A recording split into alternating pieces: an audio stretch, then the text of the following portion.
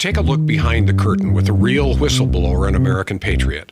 Prepare to embrace the uncomfortable truth because this program has no time for comforting lies.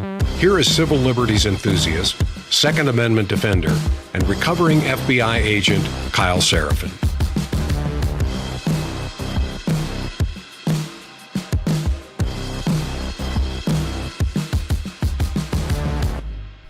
Well, hello, my friends. Welcome to the Kyle Seraphin Show. Today's Friday. It's August the 21st. Thanks for being along for it. It's going to be a friendly Friday, so we will have Steve Friend joining me. And I'm going to beg your pardon right up front. If you're listening live, you guys will see it. If you're listening in the replay, just giving you the heads up. I'm bringing a guest on live about half an hour or so. So we're going to be hitting a moving target. And since I produce the show myself and it's done... here's the shot. This is it. This is the whole thing. There's nobody else. So bear with me as I bring on a live guest and then troubleshoot whatever it is. We're going to do the best we can do. So a couple things. Number one, I have the same haircut as Steve Friend today, I noticed. So both of us are going to be firing on all cylinders. I always feel a little bit sharper, a little sleeker, a little bit more aerodynamic when the hair is chopped short. The military was a good thing for me. I spent my whole life as a swimmer, so this is nothing new to me. Let's see. We're going to do FBI terror attack. Hat tip to Thomas Massey for a hat tip to me for pointing out yesterday. I got a text message from a friend of mine who's in New York, and he was like, "Hey, bro, yo, what about this ISIS thing? Yo, like, did the FBI get him?" And I was like, "No, they got a 35-year-old fat white lady who pretended to be ISIS, and the FBI gave her a gun and a bomb." And I found that out in the first 12, 13 seconds of looking into the story. So we've got the complaint. It sounds like the person who actually wrote the complaint went to Quantico with me. There was only one class that started in June of 2016, and I was in it. So this is one of my classmates from Quantico that I don't remember. There was like 200 of us. I didn't remember everybody. But that's fun. So we'll go into that story. A couple of different things on the news coverage, and then we'll get into the actual bit, including Tom Massey's assessment and the Attorney General, Todd Blanche, who's getting boosted up by Kash Patel. And then since we're on the FBI topic, we're going to talk about Daniel Bongino, who's decided to trend again because he decided to pick a fight with Brandon Straka. Full disclosure, I like Brandon Straka. I think that he got done pretty dirty. And Dan Bongino's really stepped in it yet again. But we reveal the MAGA divide of the people who are sycophantic, the people who wash the balls of Donald Trump with their mouth, the metaphorical balls with their literal mouths. And we'll get into all that kind of stuff. Yeah, anyway. So while we're talking about water and washing and things like that, let's get into today's sponsor. Oh, we might as well have some fun with it. It is Friday. Guys, you may have seen this. Some researchers have been developing documenting male fish developing female characteristics. That's always fun in rivers across the United States. It comes from birth control pills and other hormones that are in the wastewater. They're not designed to be filtered out. Is the same water that ends up running into your house? No thanks. Hard pass on that for the Seraphin household. That's why we use a Cove Pure, amongst other things that are floating around in the water. We just don't want it. And I've got like a little boy in this house. I don't need to be doing any of that. He's already kind of a goofball. He wears a tracksuit and tries to collect money from our neighbors. So here's how it actually works. When people take their medications, whether it be SSRIs, whether it be hormones and other things, their bodies don't fully absorb this stuff. The rest gets flushed down the toilet. It ends up in the wastewater treatment, and these plants were not designed or built to catch pharmaceutical compounds. So estrogen from birth control pills, whether antibiotics, antidepressants, take your pick, they all come right back out, and they end up in your tap water. And your standard tap pitcher filter from the store is not going to cut this. I see them at Home Depot. I see them at Walmart. These things are not designed for this. You need something that's a little bit more capable. The compounds are too small. They're too persistent. You need something that's going to filter things out at a molecular level, and that is exactly what the Cove Pure does. Every single time I bring up the Cove Pure, by the way, the chat always is like, "I love my Cove Pure. It's awesome." It really is. It's a great little machine. It's about the same price as one of the fancy silver drip filters that you have to replace all the time. It lasts anywhere from 6 months to 24 months on the filters. There's a couple different filters in there. And the Clearwave reverse osmosis technology is taking 99.9% of the contaminants out. So that's estrogens, fluorides, PFAs, lead, arsenic, take your pick. Depends on what's in your water. In my case, it's sulfur as well. It gets all the stuff. Anything that's not water. Check it out. It's easy to do. And for the same price as like a drip filter that has no thoughts whatsoever, you've got something that'll develop a full pitcher in about 3.5 minutes from empty We just tested it the other day, and I showed you guys the video of it. But more importantly, you can get it hot, you can get it cold, you can get it luke. If you want to make a quick little pot of instant coffee, you can do that as well. Check out covepure.com/KYLE. Again, covepure.com/Kyle. You'll get $250 off right now. I think it's just under $400 with the normal price being in the $650 range. covepure.com/KYLE. I'll link in the show description, as is our standard. Let's get into today's program. We've got a bunch of fun stuff. And like I said, hitting some moving targets as we go. Here we go.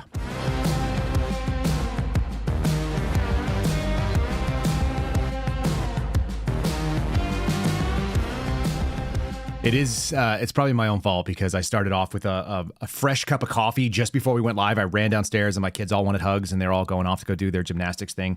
And I was like, I need some more. I probably didn't need any more coffee. But so be it. All right. What I did need and what I do need is my friend Steve Friend.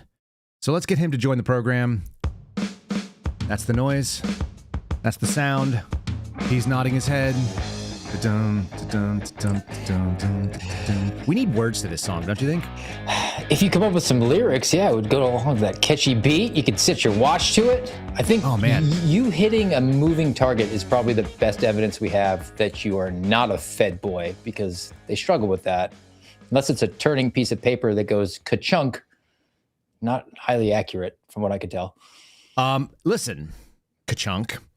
This came up in our group chat earlier, so should we lead with this story? We'll kind of softball our way into going to FBI terrorism. Do you remember this?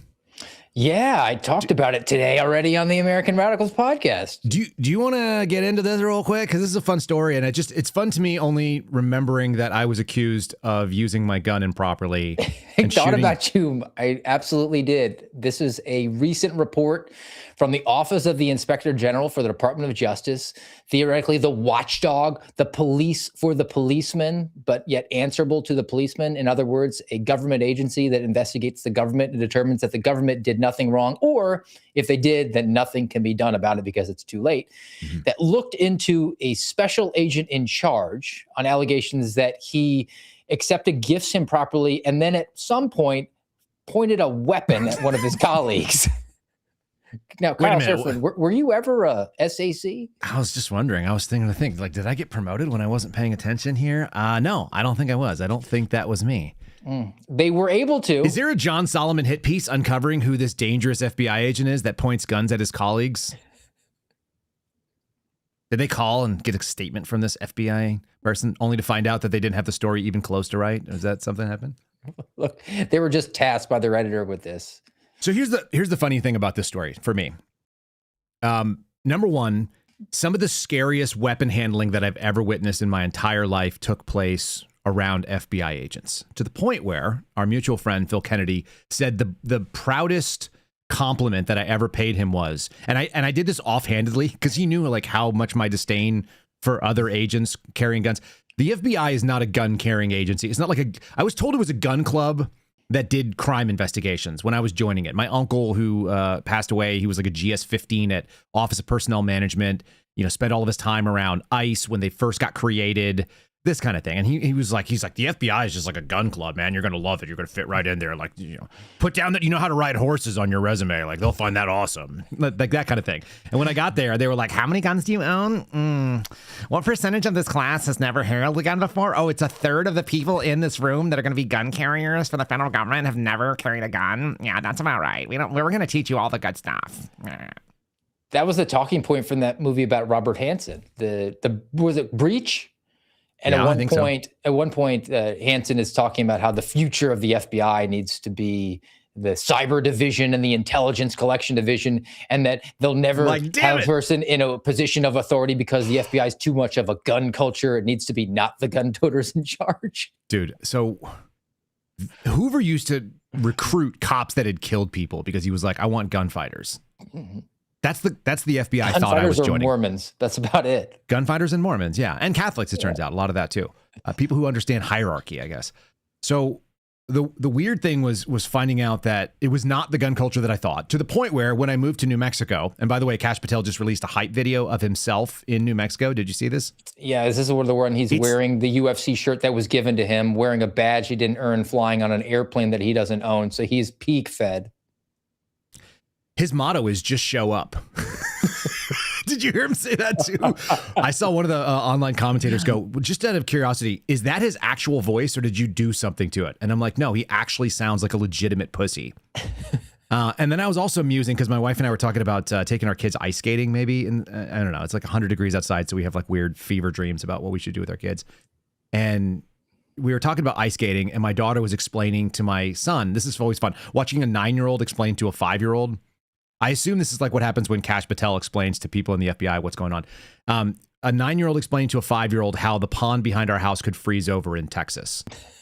And then we could ice skate on it. Because molecules, yes. I don't know. And I was like, oh, no, that's probably not going to happen, honey. But there are like ice skating rinks, and we could go there. And she was like, it's super cold. You have to wear a jacket. And I was like, weirdly enough, like you can get away with just like a long sleeve shirt. I don't know. It's been a long time since I've been to an ice rink.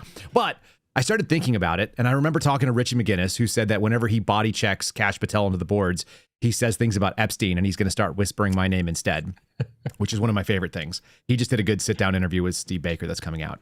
And I was thinking, I bet you I'm a better, faster, and more athletic skater than Kash Patel, and I haven't been on ice skates in 20 years.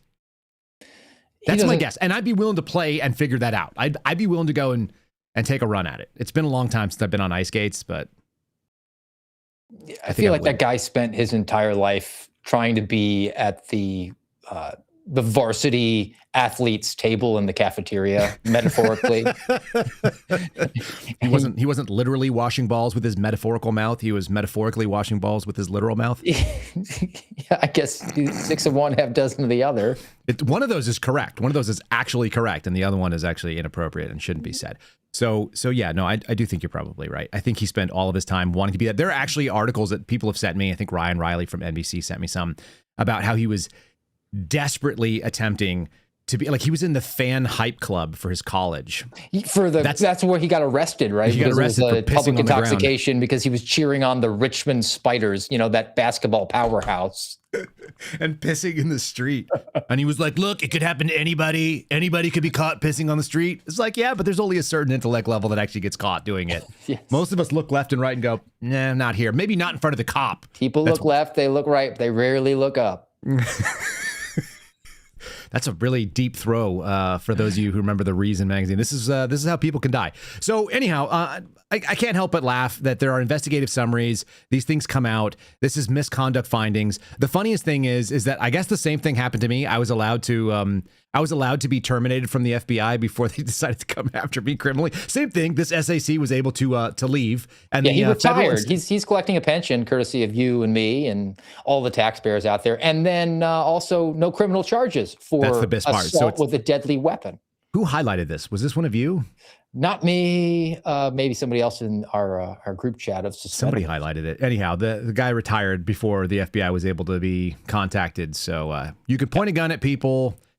And you can get away with it if you're a federal employee, if you're so inclined. I just think it's fun. It's just fun to find these things out there. These stories continue to exist. How about one other kind of like, this is the administration that we were hoping for, I think.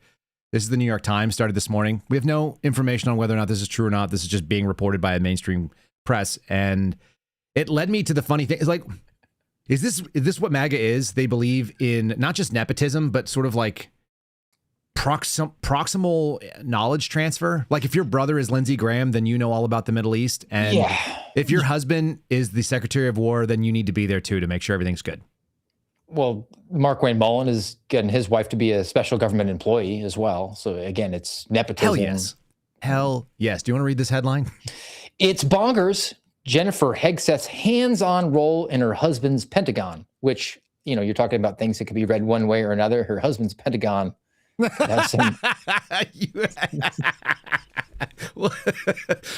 is bonkers. So after an 18-year career at Fox, she's now her husband's most influential advisor and the de facto producer, shaping the job as no Pentagon spouse before. God, that's a great picture with Donald Trump blurry and confused. Department of War needs a producer? That's a really weird way to go about conducting kinetic operations. So we continue to be in this space where it's like when you hire podcast people, then they end up doing podcast stuff. So I guess if you hire a TV guy, yeah, he was in the military, but you get a lot of TV stuff. There's never been a Pentagon spouse quite like Jennifer Hegseth. In May, she was in camouflage shorts and a sweat-drenched T-shirt that said, "This is war," working out with sailors and Marines and her husband. I actually hate that so much. I hate that to a level that I can't even fathom. And there will be people that cheer this on, by the way. And they'll be like, what? Oh my God, yes. She's supporting her husband. It's like, I think she's probably making sure her husband isn't getting hammered. Or this hammering. is the exact same thing that, back to the Department of Homeland Security. Markwayne Mullin hosted, what is it? Is it Lara Trump, who's the wife of Eric? And she profiled him for Fox News, and they were doing a workout looks like Tom Petty. together. I had no idea. If you take Laura Trump and you put a mustache on with the exact same hair, she basically looks like Tom Petty. She's 43, dresses 23, looks 53, and can maybe clean and press the 12-pound easy curl bar. And it's a really intense workout. And we should think that Markwayne Mullin is doing mass deportations because he can do push-ups like Kash Patel. Who also does shitty push-ups and does like cheating pull-ups. I don't know if anybody remembers this. For some reason, there was this random moment where they were like, if you could do 50 pull-ups and 100 push-ups, is that what it was? It was the RFK challenge. I know, but what was the challenge? The numbers on it weren't enormous or really impressive, and I was more dialed in on how Kash Patel, as he was doing the challenge with half reps, all of them were no reps. Right. He was wearing the AirPod earbuds in his ear, which are not allowed in an FCI facility, but they have to be wired. You got to have wired because you can't have random hackable Bluetooth devices in FBI facilities. I think they're a gift from the girl who's his friend. And the best part was that they showed the video of Patel doing his pull-up reps, which, like you say, were half reps, and they cut off like below the bar. Yes, so you couldn't see if his chin over. You couldn't see if his chin got over or not. For whatever it was worth, I watched Markwayne Mullin do his reps, and he did a good job. Like, his reps were legit. He looks like he probably does real PT. He's like a grown-up. I think he used to be a fighter, and he was a wrestler. And so anyway, so he's got some skills. That's what I really need in our Department of Homeland Security. I need to make sure that my guy is able to do pull-up reps and push-ups. That's super important. But he got in on that right away. That was before he was Homeland Secretary. He was leading. That was the Coasties. They had the privilege and opportunity to work out with him, and like Kash Patel was leading that cohort of very calorie-rich people the other day that we had the photograph of. It's bad, it was him doing the run with the new agent trainees at the FBI Academy, and had their faces blurred out because they're really secret agents. And then you just look at the physicality, and it looked like B-roll footage from a local news affiliate with a man on the street where they're doing a piece about obesity in America. There was not a fit person amongst the group. Not good. I'm sure they were in the back. Okay, so this May she's doing the routine with the push-ups, and she's PTing. Last year, Washington got a different view when she was included in the Signal chat. I did not realize she was part of Signalgate. She was? That's bad. In which Mr. Hegseth shared attack plans for U.S. warplanes targeting the Houthis in Yemen. Then she took on a new role. She's the chair of the President's Military Spouse Commission, an unpaid position that aims at improving the lives of military families. She stood behind the president in the Oval Office when he announced the initiative. This is a big deal today. We're super grateful. So she's essentially trying to operate like a first lady, but for the Secretary of War, trying to take on little pet projects that are unpaid or things that, you would think that the first lady would do. Like, oh, I'm concerned about the spouses of She's the first lady of the Pentagon, the same way that Alexis Wilkins is the first lady of the FBI. I've actually seen stories call her that. I guess it's better than being the girlfriend of the FBI director. It sounds a little bit more authoritative, at least. That's probably more tragic outcomes for her, and I don't feel bad for her because she's suing my buddy for $5 million. But that's true. She is. Her legacy forever in all of printed media will be, at one point you were in a romantic relationship, we'll say, at most generous terminology, with somebody who was more important than you. That's not entirely correct. She's actually an OSINT investigator in her own right. And I don't know if you remember this, but this is something that I'd like to remind people of. This morning it occurred to me as we're in the sort of, what the hell's the story with this guy, Dan Bongino, and how do people, his viewership may have dropped off. He still has infinitely more than we do, so I'm not trying to say otherwise. But I forgot about this, and then every once in a while I remember about the weird things that we've lived through in the last couple of months, and everyone just kind of moves on like, oh, that happened. 7.5 million views on a thread by Alexis Wilkins, the girl who is the friend of the FBI director. In the same way, she's the first lady of the FBI, per actual news stories I've read, in the same way that Pete Hegseth's wife, who's probably just not, what is she trying to do? She's trying to keep him from drinking and using his Pentagon on somebody else. Fondling the help, yeah. He's had some history of fornication and stuff like that. So anyway, that was my wife's first thing. When I read it to her, she was like, she's not worried about the booze. She's worried about the other ladies. And I was like, man, there's that. All right. Here's the thread from the girl who is the friend, Alexis Wilkins. At Alexis Wilkins on X, for those of you who want to find this. It was from March 24th of 2026. This year, she wrote thread 1 of 13. This is the only thread I think I've ever seen her put together, by the way. Insufferable, yes. A foreign linked influence network has been running coordinated operations against the Trump administration for 22 months. I know this. I know it's real because they ran one against me.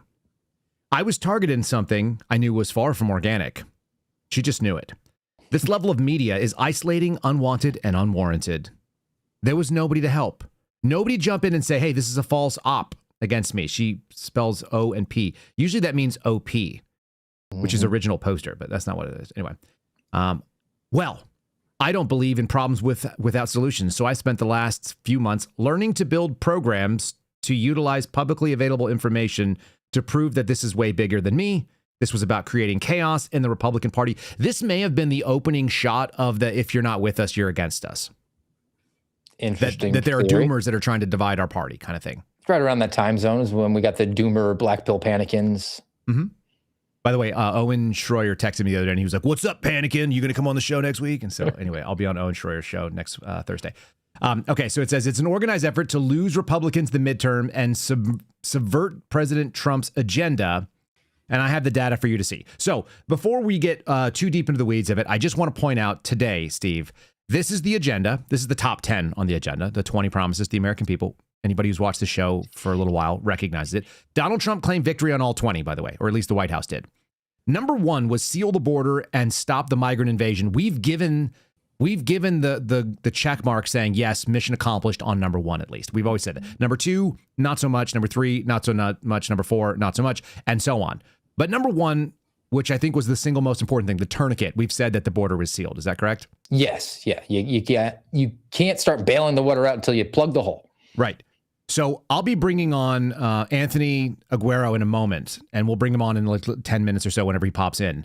And he's in El Paso or the general surrounding area right now. And he says that's not true. The border is in fact not sealed, and we've got some video from his recent posts. And if you're not following him, link in the show description, you should check him out. But even the original promise is not there. So anyway, I just want to go back to that before we get in. This is a 13-part thing where she says, in July of 2025, I was falsely labeled a Mossad spy in a coordinated campaign designed to isolate an official of the U.S. government by using the person publicly nearest to him, me. That's a terrible sentence construction. But more importantly, the best part of this is that in July of 2025, she was labeled a Mossad spy. And then she sued me in August, even though it was a big controversy that predated me, and then claimed that I created the controversy. Anyway, I just think that's funny. So this is part of our evidence as we move on. Blah, blah, blah, blah, blah. She says things. 659 different accounts retweeted the same post. Some blah, blah, blah, some seconds apart. 15 pairs retweeted in 10 seconds. That's what's called the internet. And sometimes it's bots for sure. The network has a trail. Catholics for Catholics. And then she, listen, the network has a trail.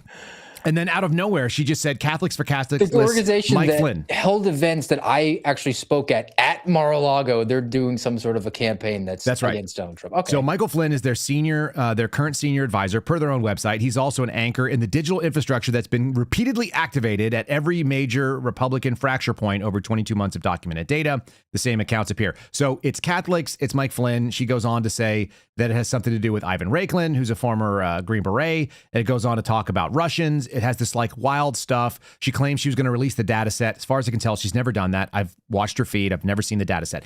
That's not what's most interesting to me. What's most interesting to me is this, I think by the definition of one Daniel Bongino, would be referred to as analyzed. This is a finished intelligence product. Is that accurate? Per Daniel Bongino, probably, yeah. So this is that's what this is. She's done her analysis. Doesn't mean it's good analysis. Doesn't mean it's accurate, but she's analyzed it. So she's taken raw data. She has the metrics to collect the raw intelligence. Right. She's taken and then she's gone out there and created something. Here's what I thought was funny. She's crying about an op. These are the reposts of that particular post. Can you read them all from the top 3 in order? Yeah. Daniel Bongino, 292. Sebastian Gorka. What is his position? He's the deputy assistant to the president. What is it? Director, counterterrorism. Counterterrorism. National Security Council. Blah, blah, blah. Yeah. Got it. Okay. So Daniel Bongino's just here for the comments, even though he blocks everybody that comments stuff he doesn't like. And then Sebastian Gorka is officially still in the government at that time. Daniel Bongino, formerly the deputy director of the FBI, reposting this thing as though he's signing off on it. Not commentary, not a quote, a boost. And he was doing that while in a position at the FBI. Okay, here's some other people that redid it. Will Chamberlain from the Article 3 Project, who is also a MAGA mouthpiece. 0 Hour 1, which is this goofball, chubby guy that pretends to have like some sort of ninja status. You have a CBS White House reporter just reposting it. Is it Jordan Schachtel? No, this is Jennifer Jacobs. No, Brian Cates, who's one of the dumbest people that I've ever had to talk to on the phone. Tracy Beans made me talk to him to try to sort out something when she was dealing with him. She doesn't deal with him anymore. And he's both chubby and retarded and had all these awful ideas that had nothing to do with reality. And he was like trying to do it. I also didn't know this, but he's hearing impaired. So when he speaks, he even sounds dumber.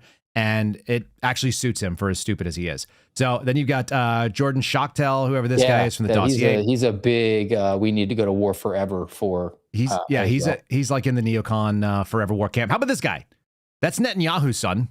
Nothing like saying that you're not a Mossad op. Not beating the allegations. Yeah, there's Benjamin Netanyahu's child. Isn't that something? Brendan Dilley, who's also a fat moron, and he's both fat and a moron. Those are both useful things to know. He said some really dumb things about me. Anyway, so it just goes on and on. There's like a list of people. Some people I like. I like Dave Ready Boy. I like some. Like, why these things are just being reposted, it's beyond me. And you'll see some of these people I follow, some of them I don't. But there you go, Tierman. He's a I like Tierman in general, but he's a Zionist as well. So anyway, they have to push all this stuff out. Cynthia Holt pushed it out. Richard Spencer, formerly white supremacist neo-Nazi guy. And then you've got these things, and she actually retweeted it in June saying, as I was saying. There's no evidence that this is true, by the way. She's just sort of made this supposition, and it's kind of fun. And it made me realize that these people, you want to talk about operations and how things work. Daniel Bongino went on this whole sort of tirade about whether or not Joe Kent actually had any authority or any reason to look into what happened with Charlie Kirk. And so he's going to do the debunk. And so this is kind of a meta thing. It's going to be Dan Bongino. Then he's going to play a clip of Joe Kent, and then he's going to comment on the clip, and then we'll comment on the two sort of pieces, if that's good with you. So, and feel free to talk over him if you need to. But here's Daniel sorting out that he's really a good guy, and he's not actually a bad actor, and that's why you should listen to him, even though what he says here, I think, is materially false. We'll get to the terrorism bit in a bit. Joe Kent, again, is just forfeited all his credit. I feel bad for this guy. He's gone through a lot. He is not my personal enemy, folks. For those of you who want this to be personal, I was very close with Joe. I showed you the picture yesterday. I was more than happy to go visit him. Everybody who has a picture with you is your friend. It's not personal. But Joe keeps insisting that he was somehow, despite no investigative authority whatsoever, blocked from the Charlie Kirk investigation, although he was not an investigator and had no authority to investigate the Charlie Kirk investigation. Dan, you're big on blocking So he people. responded to yesterday saying, well, I'm just going to play a little bit of it, and I want to explain how he actually outs himself here yet again, and yet people still believe, oh, I trusted. Okay, great. Play the screen. Can you? Oh, I trusted. Okay, great. The best thing about Dan Bongino is that he gatekeeps while telling you that nobody should gatekeep. And if you're a gatekeeper, you're a problem unless you're me. So here we go. Stop when I tell you to stop, because I don't want to go through the whole thing. All right, check it out. I'm going to briefly describe the role of the National Counterterrorism Center. Before we get into the role of the National Terrorism Center, and I'm going to pause it in an awkward moment for Mr. Kent. Mr. Kent has luxurious hair, and Daniel Bongino is clearly jealous. I'm just going to go ahead and assert things that are not true, because that feels good to me. How about you? Steve, you got a thought? To authority, and I think hair follicles would weigh heavier in Joe Kent's favor. That's right. Okay. In the investigation. He's also got a better chin line. Of the assassination of Charlie Kirk. Chad. So NCTC analysts are a part of every joint terrorism task force throughout the entire country. The JTTFs are typically led by the FBI. So he said NCTC analyst, did he not? Yes. Yeah. Okay, good. And who takes raw intelligence and then deals with raw intelligence? Intelligence analysts. Okay, good. Just want to make sure. TC's role within the JTTF is to determine if there is any foreign nexus. So that would be a foreign country, a foreign government, a foreign individual, a foreign company. If there's any foreign connection or nexus to an act of domestic terrorism, like the assassination of Charlie Kirk.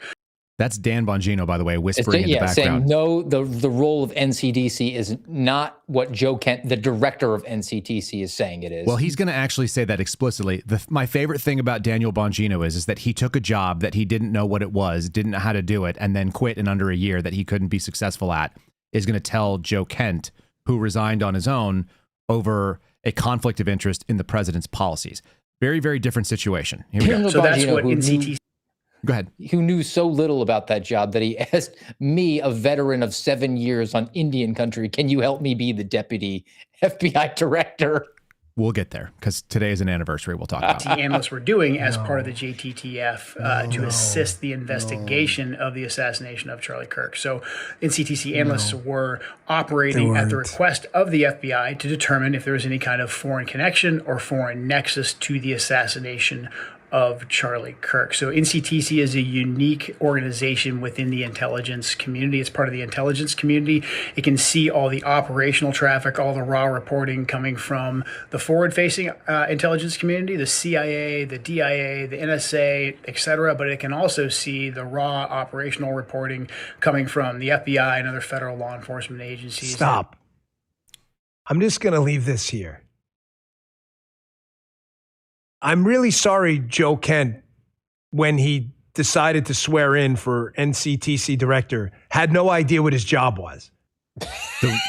The richness of that statement should not be lost on anybody. A man who didn't know what his job was and left not knowing what his job was is saying this about Joe Kent, who spent his entire life in the intelligence field, who worked in Ground Branch, who was a tier 1 operator in a counterterrorism space kinetically, and then made it all the way to the top, the director level. The deputy director of the FBI is going to make this claim. A former deputy director.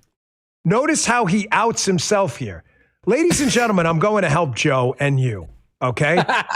The thumbnail is devastating. We didn't do it on purpose. I don't want to be accused of like the thumbnails. Everybody's got a bad thumbnail out there.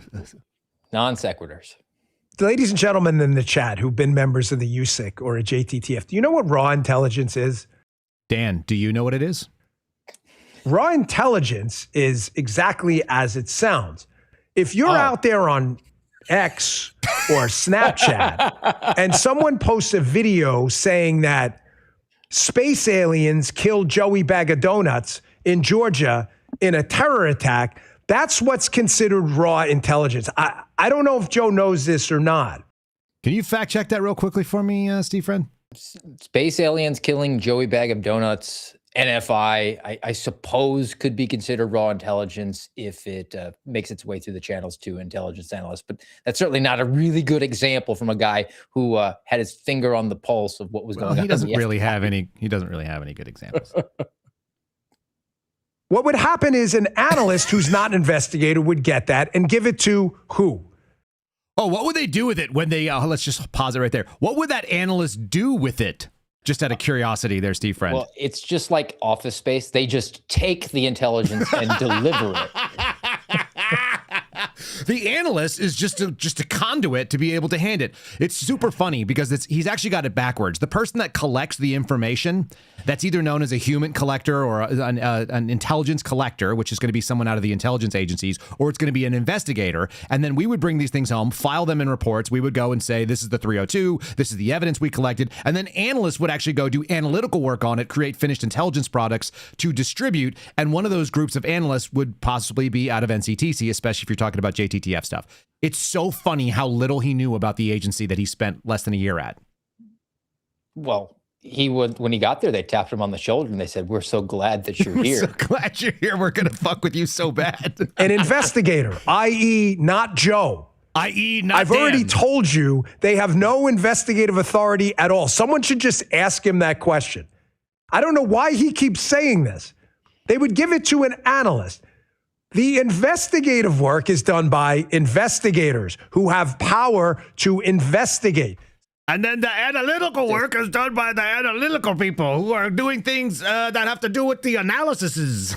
Jeez Louise. It's super embarrassing to watch a guy say this kind of stuff, having no idea what the actual FBI does, how it does it. And I guarantee you, actually, somebody should go look. Somebody in the chat, do me a favor. Look out there and tell me if Daniel is celebrating the win of the FBI capturing a dirty ISIS chick up in New York, because I'm almost confident that he probably is. I'm sure that he's going to be talking about that nonstop. Yeah, why not? That's his hometown, right? Didn't he refuse to give up the New York cell phone? He still has a New York cell phone number. Yeah. Yeah. For sure. 100%. Okay. I just thought it was fun because as we're talking about the first wives / girlfriends / girls who are friends of people that are involved in this space, in the MAGA appointed admin, it's very funny to watch this guy go out there and run cover. And what was the thing he was doing? He was promoting basically an intelligence operation smearing Michael Flynn, which I think he might be entitled to a $5 million lawsuit under that. And maybe I would be too. We'll see. He just has to find an enterprising legal operation which can launder charitable donations to a whistleblower foundation to get some billable hours. That's about right. That's where we're going to go. All right, we're going to bring on Anthony Aguero. He's waiting in the wings. I think we've got him there. So just give me a second, folks. I'm going to go ahead and promote and tell you that you can support the channel by giving us a like on Rumble. You can support it by giving a like on YouTube. If you subscribe in either place or both, you never know when we might have an issue on one stream or the other, especially as we badmouth the members of power. You guys can be a subscriber on Locals at KyleSeraphin.com. We did our call-in show last night, which I thought was pretty fun. And you may hear an ad on the audio platforms, which we'll insert now. So adjust your volumes accordingly. And there's that blank space. It's KyleSeraphinShow.com if you want the cheat code to get over to Spotify. And let's see what we can do here. Let's see if I can make this happen. I think I got a little guest panel here. Anthony, are you with me? Oh, we have no volume. Are you muted on your end? No. Are you muted on my end? No. Give me a sound check real quick, sir. I told you guys we were going to hit a moving target. Let's see what we got. We should have you. I heard something. Nope.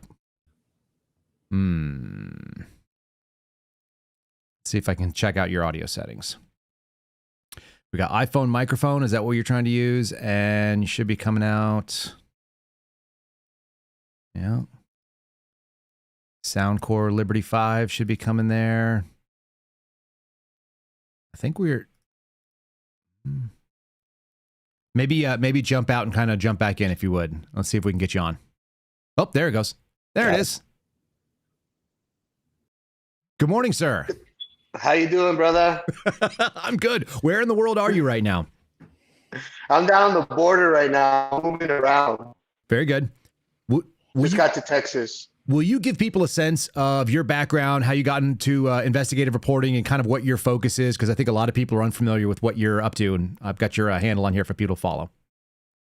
Right. So back in 2011, I was actually a registered Democrat. I helped a guy by the name of Beto O'Rourke get into office. And a little bit after he got into Congress, I realized that my values and the party's values were just not adding up. I did it out of the goodness of my heart, just wanting to help my community. Very new, very green to politics. But I was able to quickly realize that I was on the wrong side of things. And so I then started reporting on the corruption in El Paso, Texas. And my first actual gig was on InfoWars, reporting on the southern border, on how it was actually open since way back then in 2011. We had Muslims coming in through here, Al-Qaeda members coming in through the El Paso southern border.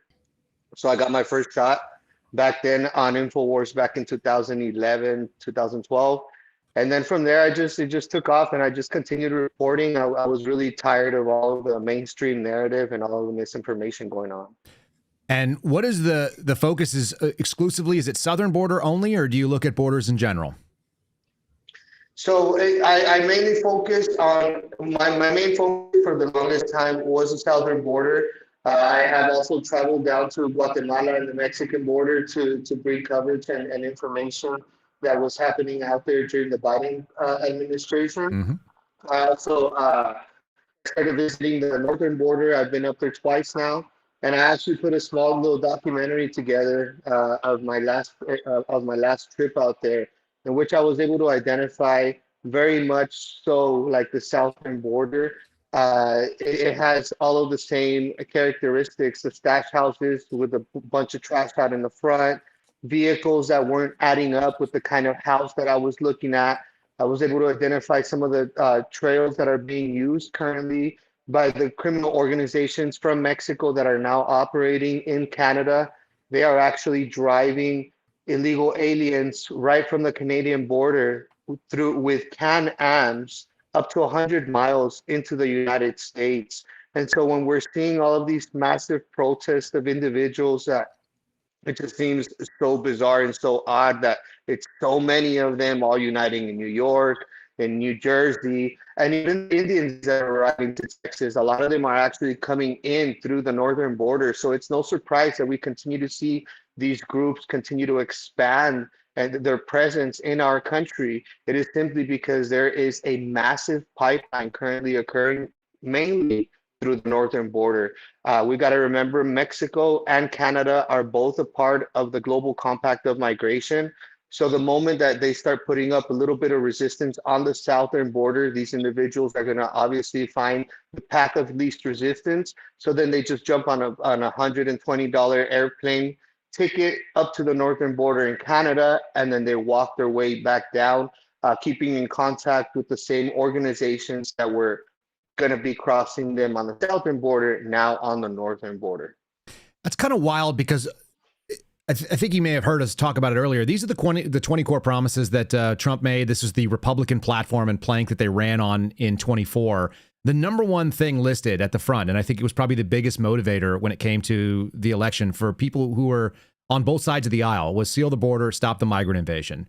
And we've kind of given them credit. I've given them credit because they say it's closed. And so I said, okay, fine, I'll give you that. That seems to be the case. Is that your experience?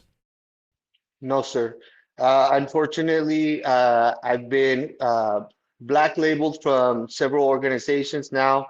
I've been relieved of my duties in some companies that I've worked for because I would not continue to go along to get along. The fact of the matter is that the Trump administration is very, very cautious on their on the wordings that they use. They don't emphasize on the Godaway numbers. First of all, there are individuals still arriving to the border with valid asylum cases, which cannot and will not be denied. So there are individuals still coming into the country. Mm-hmm. Now, any apprehension of individuals trying to come into the country illegally through non-port of entry, granted, maybe none of those individuals are being released into the country. However, they never mention the numbers of the gotaways that are currently occurring on the southern border. Last I checked with one of my sources within DHS is that they were seeing at about an average of 1,000 gotaways just on the southern border alone on a daily basis. That's over 360,000 illegal aliens a year coming to the southern border. And that does not add the numbers of the individuals that are coming across the northern US border, which is a location that is much, much harder to gauge because of the terrain and because of the lack of the technology and lack of manpower. If we want to be serious on border security, we must occupy the land. No border wall, no border surveillance systems, no sensors, no cameras, no drones are going to stop these individuals unless we have men out there with their boots strapped on repelling this invasion, because it is continue to come. Currently, there is caravans moving through the country of Mexico. We call them mini caravans, but at the end of the day, they are packing anywhere from 500 to 1,000 people per caravan, making their way up to the northern Mexican border, which would be the U.S. South. What is happening now is a massive, massive bottleneck is being created by some of these NGOs that they continue to funnel people through the country of Mexico and giving them assistance as well. So there are currently already individuals south of our border on the northern border of Mexico waiting for the midterms to kick off. They are waiting for the Democrats to take control of the Senate, and they're going to start trying to come back into the country. This is in nowhere shape or form ending, and individuals continue to move their way up into the northern part of Mexico. I grabbed a little bit of B-roll footage from your feed on Twitter, and this looks like, is this your Jeep that's cruising the southern border wall? Yes. What are we seeing here? Because I don't see any flock cameras. Am I missing that? Are there a bunch of cameras that I'm not seeing that are not? There's absolutely no cameras, and there is a very little actual boots on the ground. There's very little border patrol agents on the actual border. Most of them operate a little bit further up north from the actual border wall, but still there is a lack of manpower that I feel that is happening across the U.S. southern border. There's just so much terrain. There's so much land to cover. That I don't feel like we are being serious about taking care of our country. There are areas, however, like Big Bend, that I would have to agree with the residents and the locals in that area. We are creating a problem where there is none. There is under 200 individuals on a monthly basis that try to come in through that particular area. It's very rugged terrain. It's very hard to maneuver and get through any of that area. Yep. And the sheriff status that is out there actually praises one of the Predator drones that they got out there surveilling the area, because they have been very successful at stopping individuals.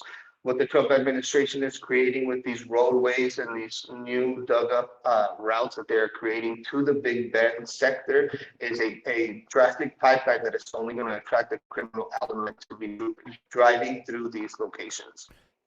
Am I correct that they were actually building some sort of a highway? Because Big Bend is really hard to move around in. I've gone out there in a truck, and you basically are either on foot when you want to get anywhere close to the border. There's a couple of places you can get there, but there doesn't seem like there's any roads on the Mexican side that will get you there. And it sounded like the Trump administration was actually moving like they were cutting a hardball road so they could actually make it easier for people to get through there. Is that kind of what you're describing? Correct. As you very well are aware, the terrain is super, super treacherous. It is definitely it could be detrimental to your vehicle when you're driving out there, unless your vehicle is really prepared for that particular location. What they are doing is they are just bulldozing beautiful, beautiful terrain out there, and they're just making these roads, and they're cutting right through it. They're wasting no time, and it's a shame because there are no roads from the Mexican side for individuals to drive any vehicles to it. And then once you get to the river, it's a huge, huge drop. And then it's a huge, huge mountain wall that it's damn near impossible to scale, and especially having to drive any vehicles out there. Yeah, I'm remembering some of these canyon walls. The canyon walls they're 150, 250 feet straight up. There's no roads. There's no way to jump it unless you're Evel Knievel. This is like the corona of the main part of the park. But folks, this is like, Texas doesn't have mountains except at Big Bend, right on the area here. This is some of the roughest terrain in Texas. And they're actually proposing putting guess how tall of a wall? A 4-foot wall. That'll stop them. That sounds right. Where do you know roughly, we're looking at the map right here, do you know roughly where the hardball road is that they were trying to cut in? Is it? I don't want to misinform your audience right now, and I can't really see on your map right now. No problem. No problem at all. We'll look at. I've seen the hard cuts, so they're kind of weird. What I wanted to show was a couple of the footage. This is the reason why I reached out to you in the first place. At least one of the reasons. I saw footage that you have been posting of people. It looks like just escaping right through the border wall. So if it's good with you, I'm going to play some of the cuts that you had. Your mic will be open so you can talk over it. If you wouldn't mind describing what we're seeing, I got about 4 cuts here that are worth looking at. And again, if people want to find it, the X account is going to be at Anthony Aguero, Aguero. Did I get it right? Yes, sir. Very good. Okay, so let's do a couple of cuts here. I want to show people what it is that I'm seeing that you don't have a ton of visibility. If we can expand it, I want to. All right, what are we looking at here? So pretty much this is on the Tono Oldham Reservation in Arizona. They have been fighting the Trump administration tooth and nail to prevent any kind of infrastructure or any kind of border security. All we have out there are literally Normandy barriers and the 5 strings of barbed wire. And so they actually found a route where they cut through and they removed the Normandy barrier, and vehicles have now just been driving directly into the United States uninterrupted. And they have been trafficking whatever might be inside of those vehicles into our country through the reservation. So I'm going to show you guys just a quick pause on when he's talking about, when he says the Normandy barriers. These are a thing that Border Patrol uses as best they can. You can get kind of a look at them right here. They're basically an X that's made out of steel that's welded together. And then on the X, as he said, there's 5 strands of barbed wire. They're at all points and down the middle. And it's just barbed wire, but they're regularly moved around. So they're easily moved. They're a couple man job to be able to push them out of the way. And then you can see that these vehicles, this looks like a Suburban or some kind of a heavy SUV, just driving through the mesquite right there and then ending up on a hardball, sort of unpaved road out there until it's in the United States, unless I'm missing on something here. You're absolutely correct. Actually, after I posted this video, some agents that followed me reached out and he said, hey, yeah, that was actually in my sector. We were able to pull those 2 vehicles over and we apprehended 18 out of the 20 suspects that were involved in that particular incident. However, he does tell me that was just one time that he was involved in the apprehensions, but he says that it is on a daily occurrence, vehicles crossing in through the reservation. I have tried to go into that reservation to go and report on the status and on the situation that is happening out there. And within just a few minutes of me actually driving into the reservation, I was pulled over and I was threatened with arrest and persecution if they were to find me back on the reservation. So the police are not very kind to journalists, and they're actually pretty hostile out there. Yeah, that checks. So, Anthony, this is one of the areas that I went and looked into. This is Antelope Wells, New Mexico. I don't know if you've been through there or not, but it's one of the very, very isolated parts, and it's one of the smallest transport. It's like, I think it's the lowest traveled land passage into the United States on any given day. And I'm going to zoom out on this map so people can see it, but it's State Highway or U.S. Highway 81 goes directly south. It goes straight into New Mexico, and then it goes straight into Mexico from there at Antelope Wells. There's a CBP station right here, and while I was there, the guys were telling me, the CBP guys, this is the blue uniform shirts that you guys will see every time you fly into an airport. They're doing their job here, inspecting cars right here at the bottom of the map. And then anywhere out here in the open lands is where you see the green shirts, the U.S. Border Patrol doing their job. But you can see how massive this area is. That's pretty zoomed in. This is just the boot heel of New Mexico. So you've got you've got Arizona ending right here. This is Cloverdale. There's a huge ranch called, I think, either the Double A or the Double Diamond Ranch, which has 40,000 plus acres right here. And those are nothing but, again, Normandy barriers. They get moved around. People can drive in through them. And even the local ranchers or even the guys that are the foremans on the shifts in the ranch will take payments from cartels or from other smugglers and stuff like that, allow people to come in. So there's huge business here. And you're showing that this is not shut down just because the Trump administration says it is. No, absolutely not. It's definitely not shut down. And they lack to emphasize on any of the gotaways that we are seeing. Now, these gotaways, that number of 1,000 average a day is coming from somebody directly within the administration that I am constant contact with. And they're not even giving the numbers, the factual numbers of how many people are actually being deported. I don't know if you've checked on those numbers. They're not even giving us precise numbers anymore. They stopped giving us precise numbers, I believe, at some point last year. The deportations are nowhere near where they need to be. If by the end of this administration, he's up to par with, he won't even be up to par with Obama. We're losing this battle, unfortunately, and many people on the right would rather misinform you and hey, yaha, and tell you this and that, and misdirect you or change the subject. But the fact of the matter is that these people are just begging for an opportunity or a ticket to Mar-a-Lago or that access is really what they're after. These people are not doing a service to our country. They're doing a huge disservice by misinforming their audience. Continue to go along. It's like we're singing off the same sheet of music here. We'll talk about the money or the instinct to be able to just get that access in a second here. I want to show a couple more of your video clips. Maybe you can tell me what's going on in this one here. So this is out in the El Paso sector. This is a daily occurrence as well. individuals are breaching the old George Bush structure. That wall right there is pretty much like a chicken wire. You can cut right through it with lock cutters, and that's in fact what they do.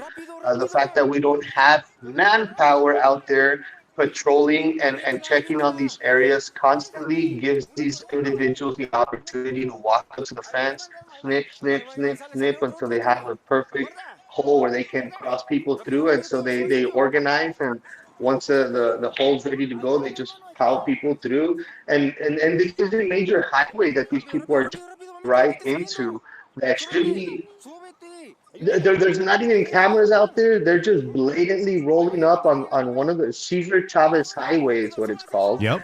And they ride right up to it. And as you can see, they not a care in the world. It's a brand new Tundra.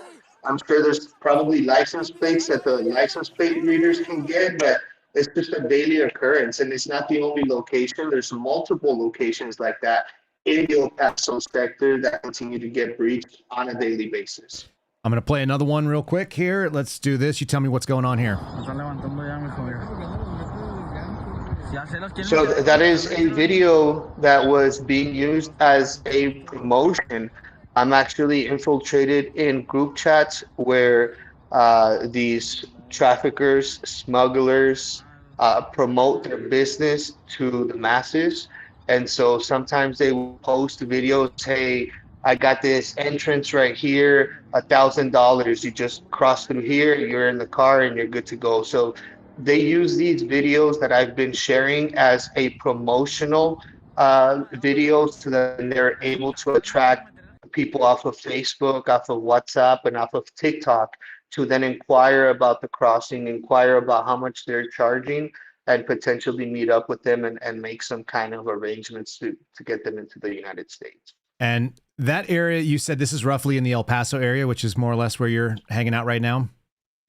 Yes, it's actually that area that we just saw on footage is less than a mile south of the University of Texas El Paso. Okay, so University of Texas El Paso. And I used to drive in here. So for folks, if you guys have been listening to this for a while, you know I was out of the Las Cruces resident agency for the FBI, which was actually closer to El Paso than it was to Albuquerque, which is where we worked out of. And I used to come down here all the time. I'd take the 10 down to go to Costco. So this is a highway where you can be sitting on the left side of you. You can see UTEP, University of Texas El Paso, and you could easily shoot a rifle, but I know you could probably shoot a slingshot and get it into Mexican territory from there. It's just university territory, highway, and then a few feet, and then fencing, and then you're in Mexico. And so folks looking on the screen here, if you guys have never been to El Paso, one, it doesn't really feel like America. It feels like it's just an extension of Mexico with some slightly different construction rules. You can see where the Mexican no zoning and where the Texas zoning starts. But other than that, the populations are almost identical. People look the same. There's tons of Spanish speakers down there. It's very easy to blend in.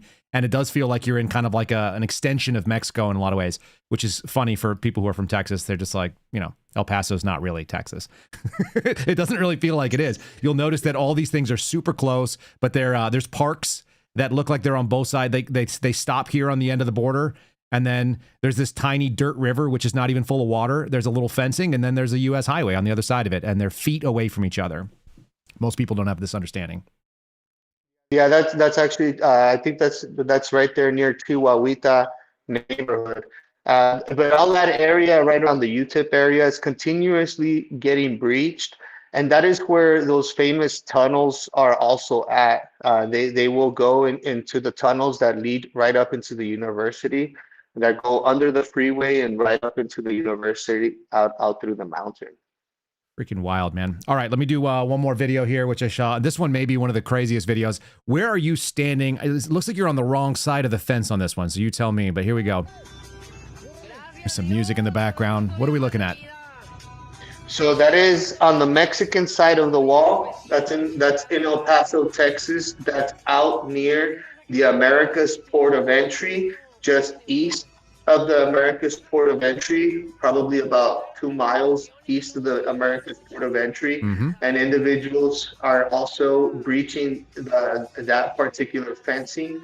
It is a very, very old structure. And like I said, it's an old wall that was put up, or fence, might I say, put up by George Bush.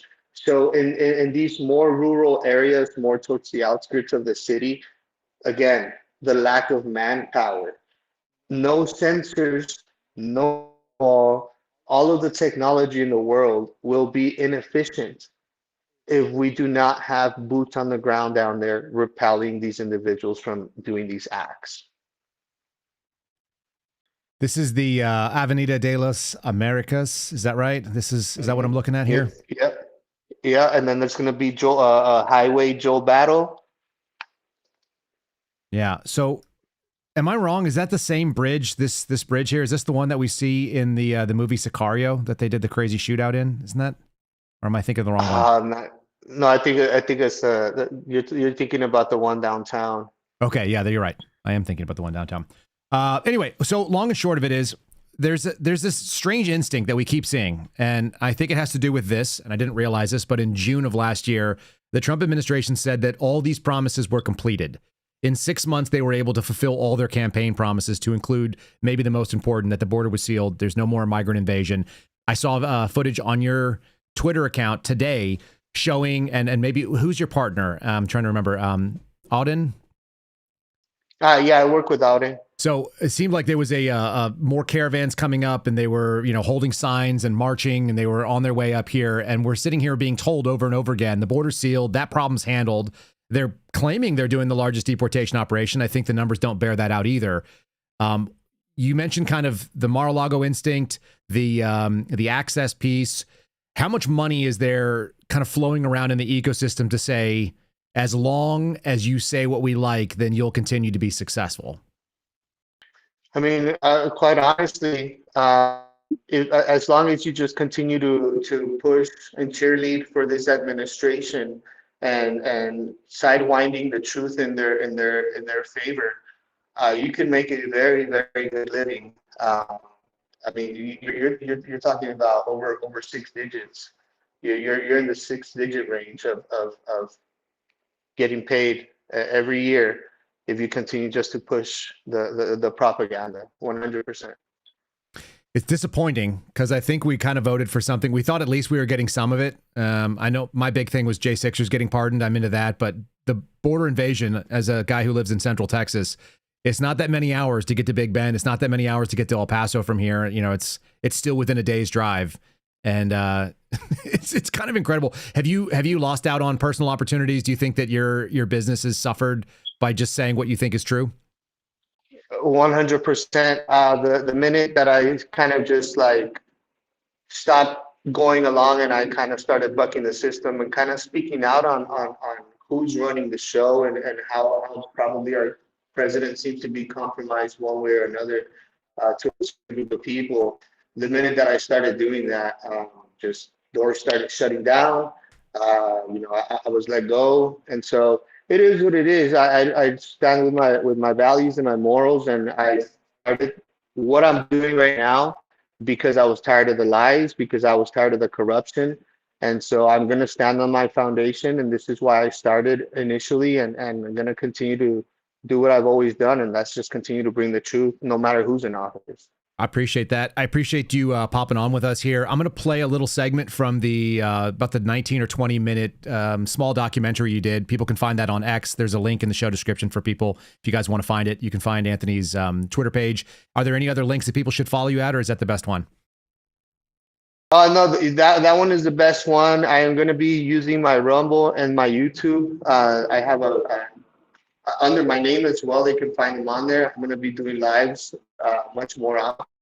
And I just want to let people know, the Canadian border, like I said earlier, they are using these alternate off-road trails, and they are using Can-Ams, bypassing the very little law enforcement that is actually on the roads out there. These individuals are coming straight into the country. There is a massive, massive pipeline, and we must be vocal about this. There are no Normandy barriers out there. There's no border protection. Anybody can just walk in at any given time. It was hard for me to be out there and try to document and actually record somebody crossing over because it is so vastly open. It is not like the southern border that individuals get funneled through one location or the other because of a border structure or a wall. The northern border is so open that people can be coming in through any location. Chinese and Russians are buying both sides of the border. They're buying the Canadian and the US side, and they are just walking back and forth amongst their own properties. Anybody is coming in through the northern border. That is probably our biggest that's got to be on everybody's. We have to be the most vocal on this story right now, the northern border, because you guys see these massive numbers of individuals gathering and coming together in different cities and different states, and even down in Texas, all these massive groups of Indians. We have to be vocal about the northern border. They're really sticking it to us. I appreciate it. I'm going to play a couple minutes of that documentary, and we'll refer people over. There's, again, a link in the show description. You guys can find it. It should be the first link on there. Follow my guest. Anthony, thank you for spending some time with me this morning. I appreciate it. And we'll take a look at what you've been up to. Look forward to talking to you again soon, sir. Thank you, son. We'll see you soon. All right. Terrific. All right. Here's a little taste of what you guys have not seen probably from the northern border. I am going to go to a location where I know has been previously breached. All of this is completely wide open out here. Hello. Like my boys' trail cameras and stuff like that, we've got people coming across. Oh, snap. All the time. So it's like, and that's pretty common. Where individuals come across in this particular area. And I'm going to show you how there will be zero response from any law enforcement, whether it be police, border patrol, any state troopers that might be out here. I'm going to show you how there's not going to be any, and so that is extremely concerning. We are out here in northeast Pittsburgh, New Hampshire, guys. So this is the United States. Over here is now Canada. All of this is completely wide open out here. It is definitely something to be concerned with. I'm actually right at the line. That's the United States. It runs straight through here. The gentleman just said they do have trail cams, him and his son, and they do see people coming across. And I was told about this particular location that it is a very active scene out here. But there you can clearly see the road right there. So that is a spot where people get dropped off on the other side. And then you can see how the grass is just all bent down. Like this is pretty much a corridor. And, be sure to keep it locked, the American Border Story on X, Instagram, and Facebook. We're going to be bringing you guys lots and lots of updates. This is what wide open borders looks like, guys. There's a U.S. border right here. And now we're in Canada.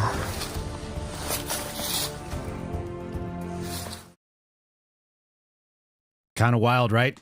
That's about as open as it gets when there's just a little line in the dirt, or there's just a little piece of stone that says one side or the other. My friends who live up in Montana have said the same thing. You get the same thing on Indian reservations where there are Indian tribes on both sides of the aisle, and people can walk right over. They defend that right to be able to do it. I'm guessing they're selling passages as well. So things to keep an eye on.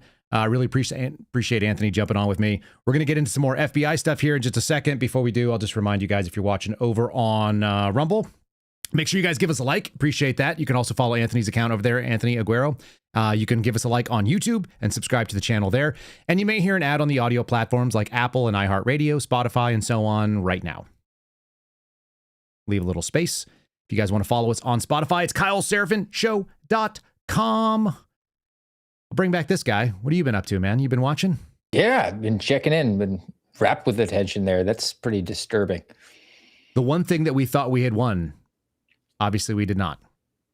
And look, shame on us for having just given that one away. Like, that was for granted. Clearly the border had to be sealed when the other 19 promises of the 20 were not fulfilled. I don't know why we gave them that one automatically. Why we accepted the propaganda that's come out, and it seems to be coming out more and more and more as we're heading into the midterm election. They got to have something to hang their hat on, and that is that, well, we sealed the border and we just took the information at its face value, and we should never do that, particularly you and I being people who read into the information and realize that, oh, the terrorism arrests are completely garbage because they're either made up whole cloth in order to juke the stats, or they just wind up entrapping a retard who was never predisposed or capable of actually carrying forward a kinetic operation that would have furthered an ideology. All right. We're going to do some meta-analysis here. I'm going to put you on the spot, Steve. I told you I was going to hit a moving target. Give me a grade 1 to 10 on accuracy on hitting the moving target on there. Be critical. Oh, if I have to be super critical, I'm going to say B plus. 85 gets you a pass in the FBI, so you're definitely still clearly in the Fed boy camp.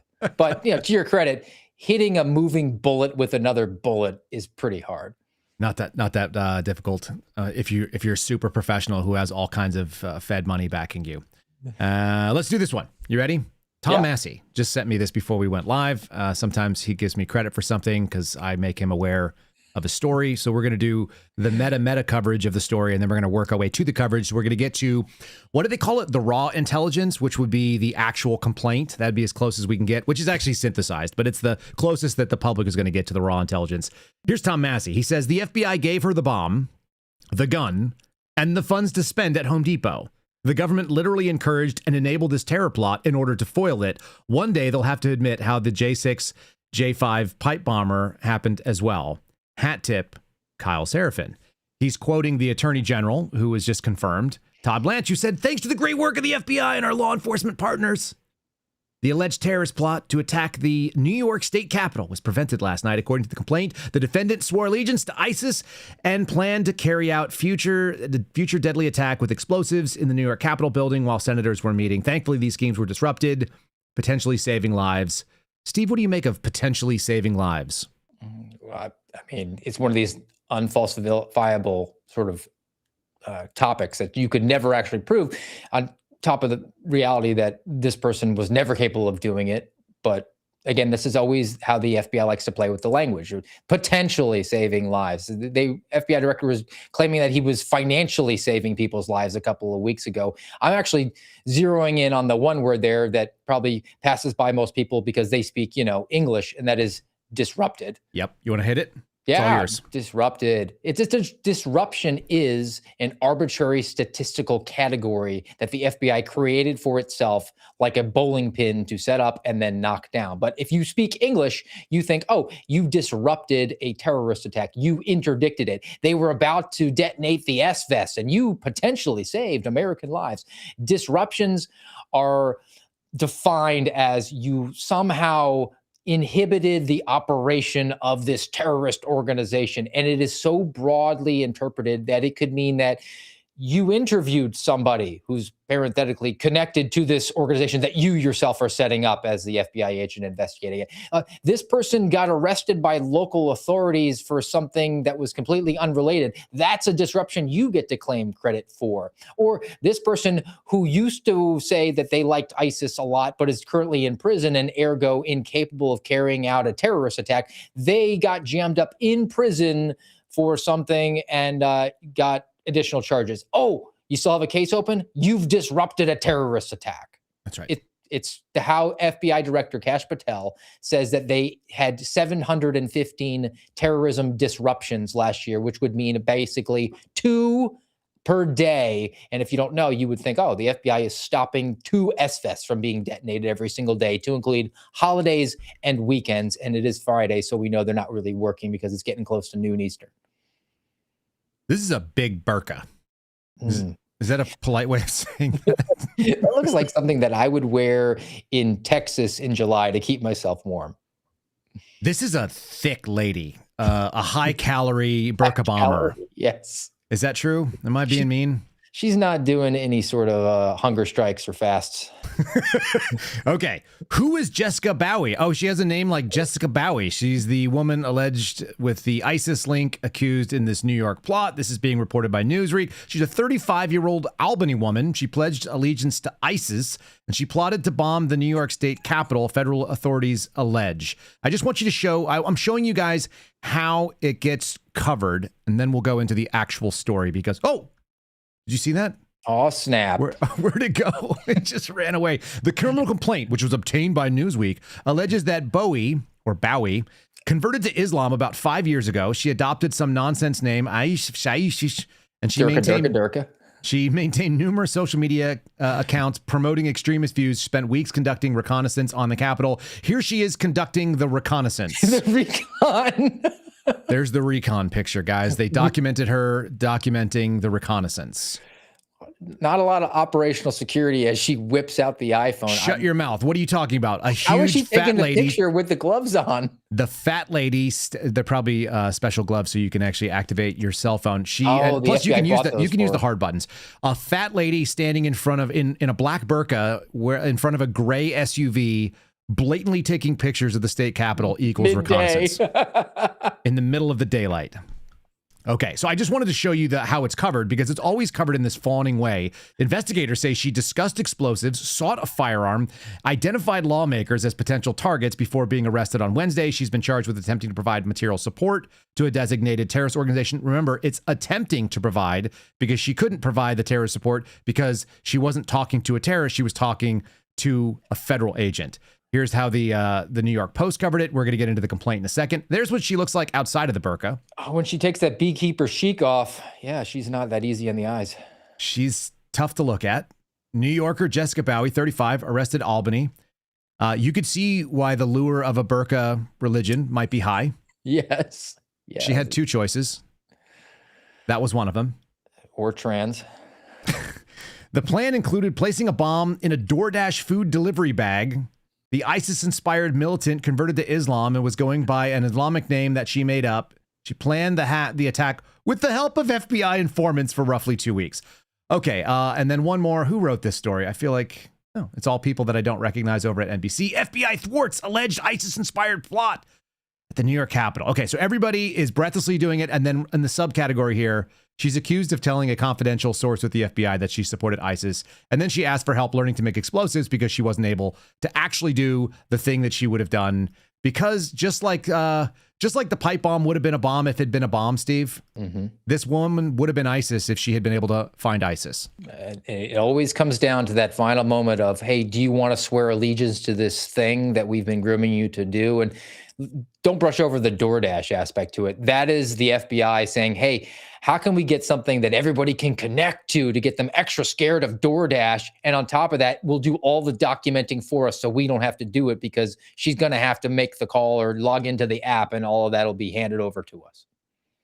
I, the complainant in this case, state the following is true to the best of my knowledge and belief on or about the date of July 16th, 2026, and through about August 19th of 2026 in the county of Albany in the Northern District of Florida. The defendant violated one criminal statute. You'll notice that these things, it only takes this one because they really can't get them on other stuff. If they can get them on weapons charges, they will. Attempted. But 18 USC 2339B A1, which is attempting to provide material support, attempting because they weren't actually in contact with the FTO, the Foreign Terrorist Organization. They were only in contact with FBI people pretending to be that thing. Career case for a counterterrorism agent. So this is Joshua Parker, who needed a break. He came out of my Quantico class, as far as I can tell, and we'll get into the story starting right here.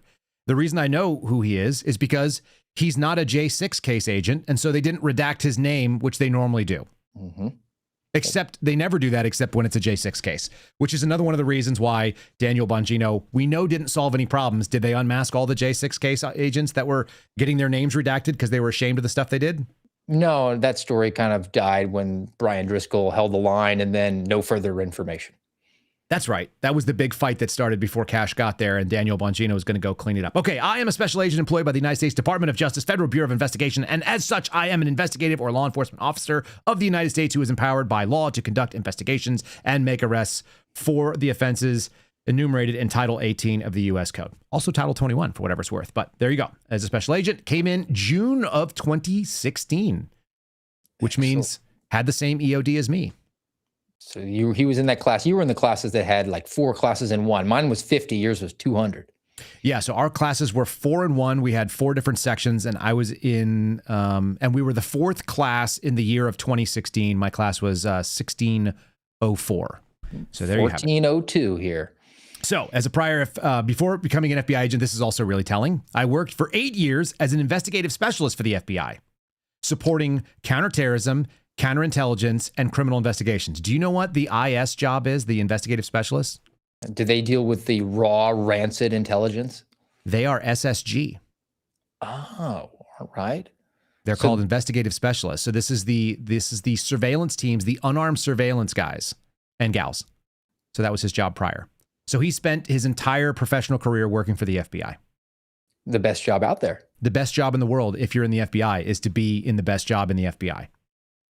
Unquestionably, I'm being on the jock table at the cafeteria wearing your Letterman jacket, the one that Kash Patel aspires to sit at, is the best job at the cafeteria. It is. It's just interesting. We had people like there's some squared away folks that work in the investigative specialist role. The idea that it's a pipeline into special agent is kind of irritating to me.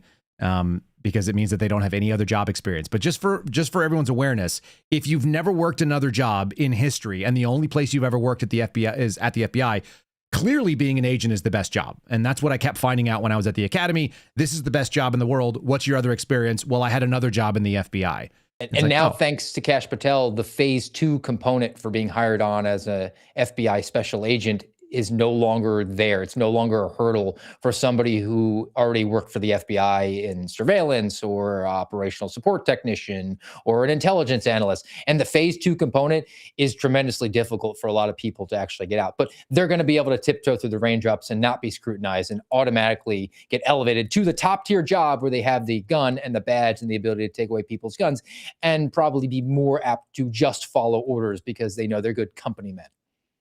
I agree with that. We're going to skip past the introduction of the agent background. It's not particularly relevant other than to say that this Agent Parker started back when I did. So that's a long ways back now. That's coming up on 10 years. During my tenure, numerous investigations. This is all boilerplate stuff.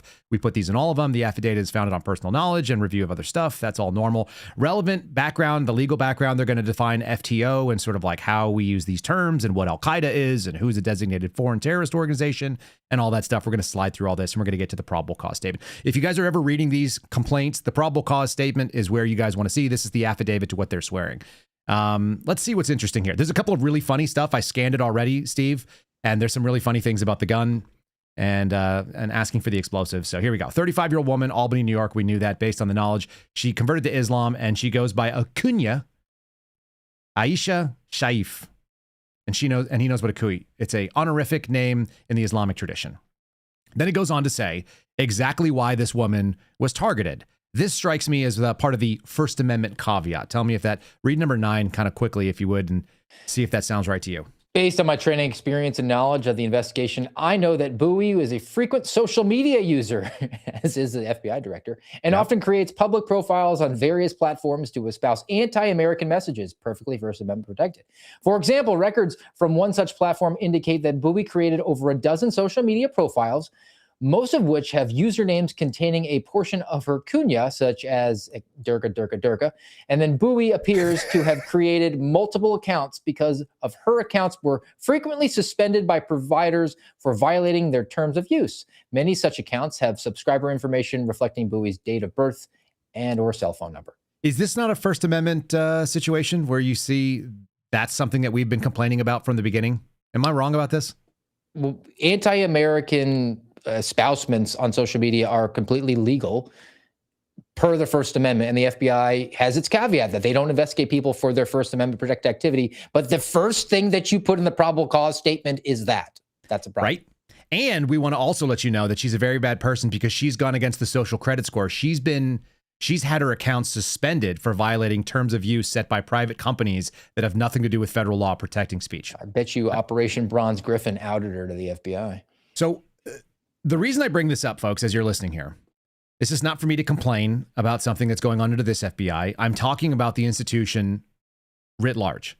This is an FBI institutional issue, that they think that they have the ability to say whether or not you own too many guns. Again, I've had conversations with FBI agents while I was an FBI agent saying, Seraphin, you own too many guns. I can open up a case on you on that.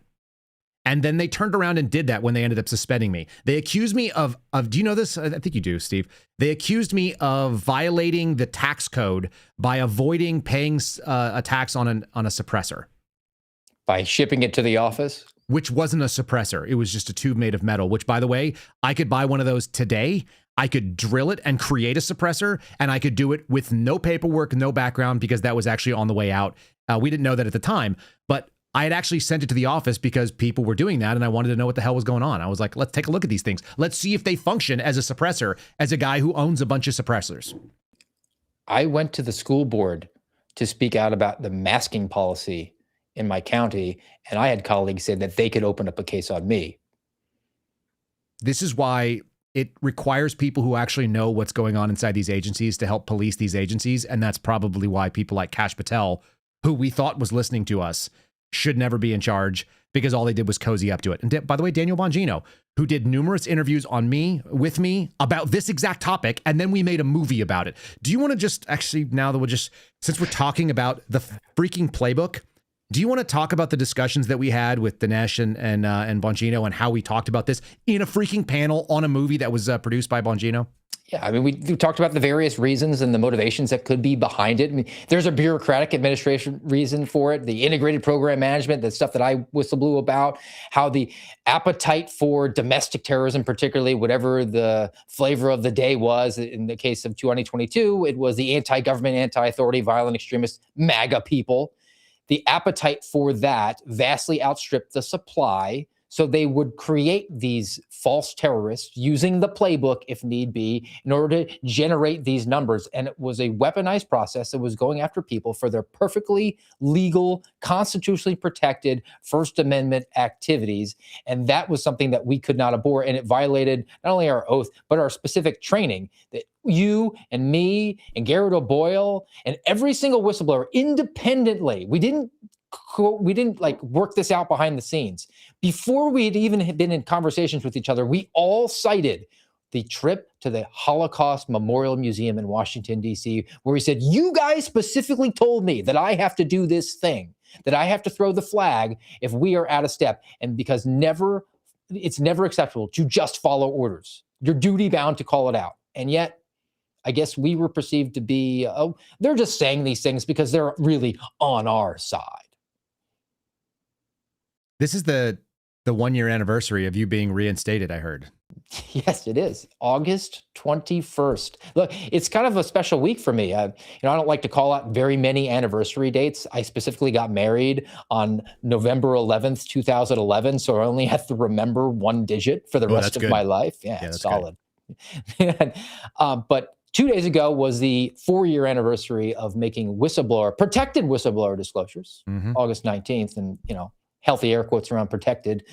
And then today is the 1 year anniversary of Kash Patel posting on Twitter that 10 FBI whistleblowers had reached an agreement to be reinstated, back pay, security clearances, back to work, defending America. And at best count, the most latitude I give you, we might be at 3 who are actually working. And I don't believe one of them has received back pay. That sounds right. Just so we're keeping score here. The ability for these people to lie it's unprecedented. And I think it goes back to what Anthony was saying earlier, that there's an incentive to basically say, oh, the party line, the government's no longer weaponized. There it is, number 9. We've ended the weaponization, so it's good to go. Meanwhile, we have literally weaponization happening right here, and you can see it. And that doesn't mean I like this lady. I'm going to make fun of her for being ridiculous. She looks like she's like if somebody increased the contrast on, what was the purple guy? Not Barney, but the one that was on the McDonald's. Grimace? Grimace. She's like a purple Grimace. Yes. Isn't she? Yeah. Off the backboard, off Grimace's head, nothing but net. Isn't that Grimace? Yes. She looks like a weeble wobble a little bit. Hold on. Should I pull up Grimace McDonald's? Yeah. That's Grimace right there.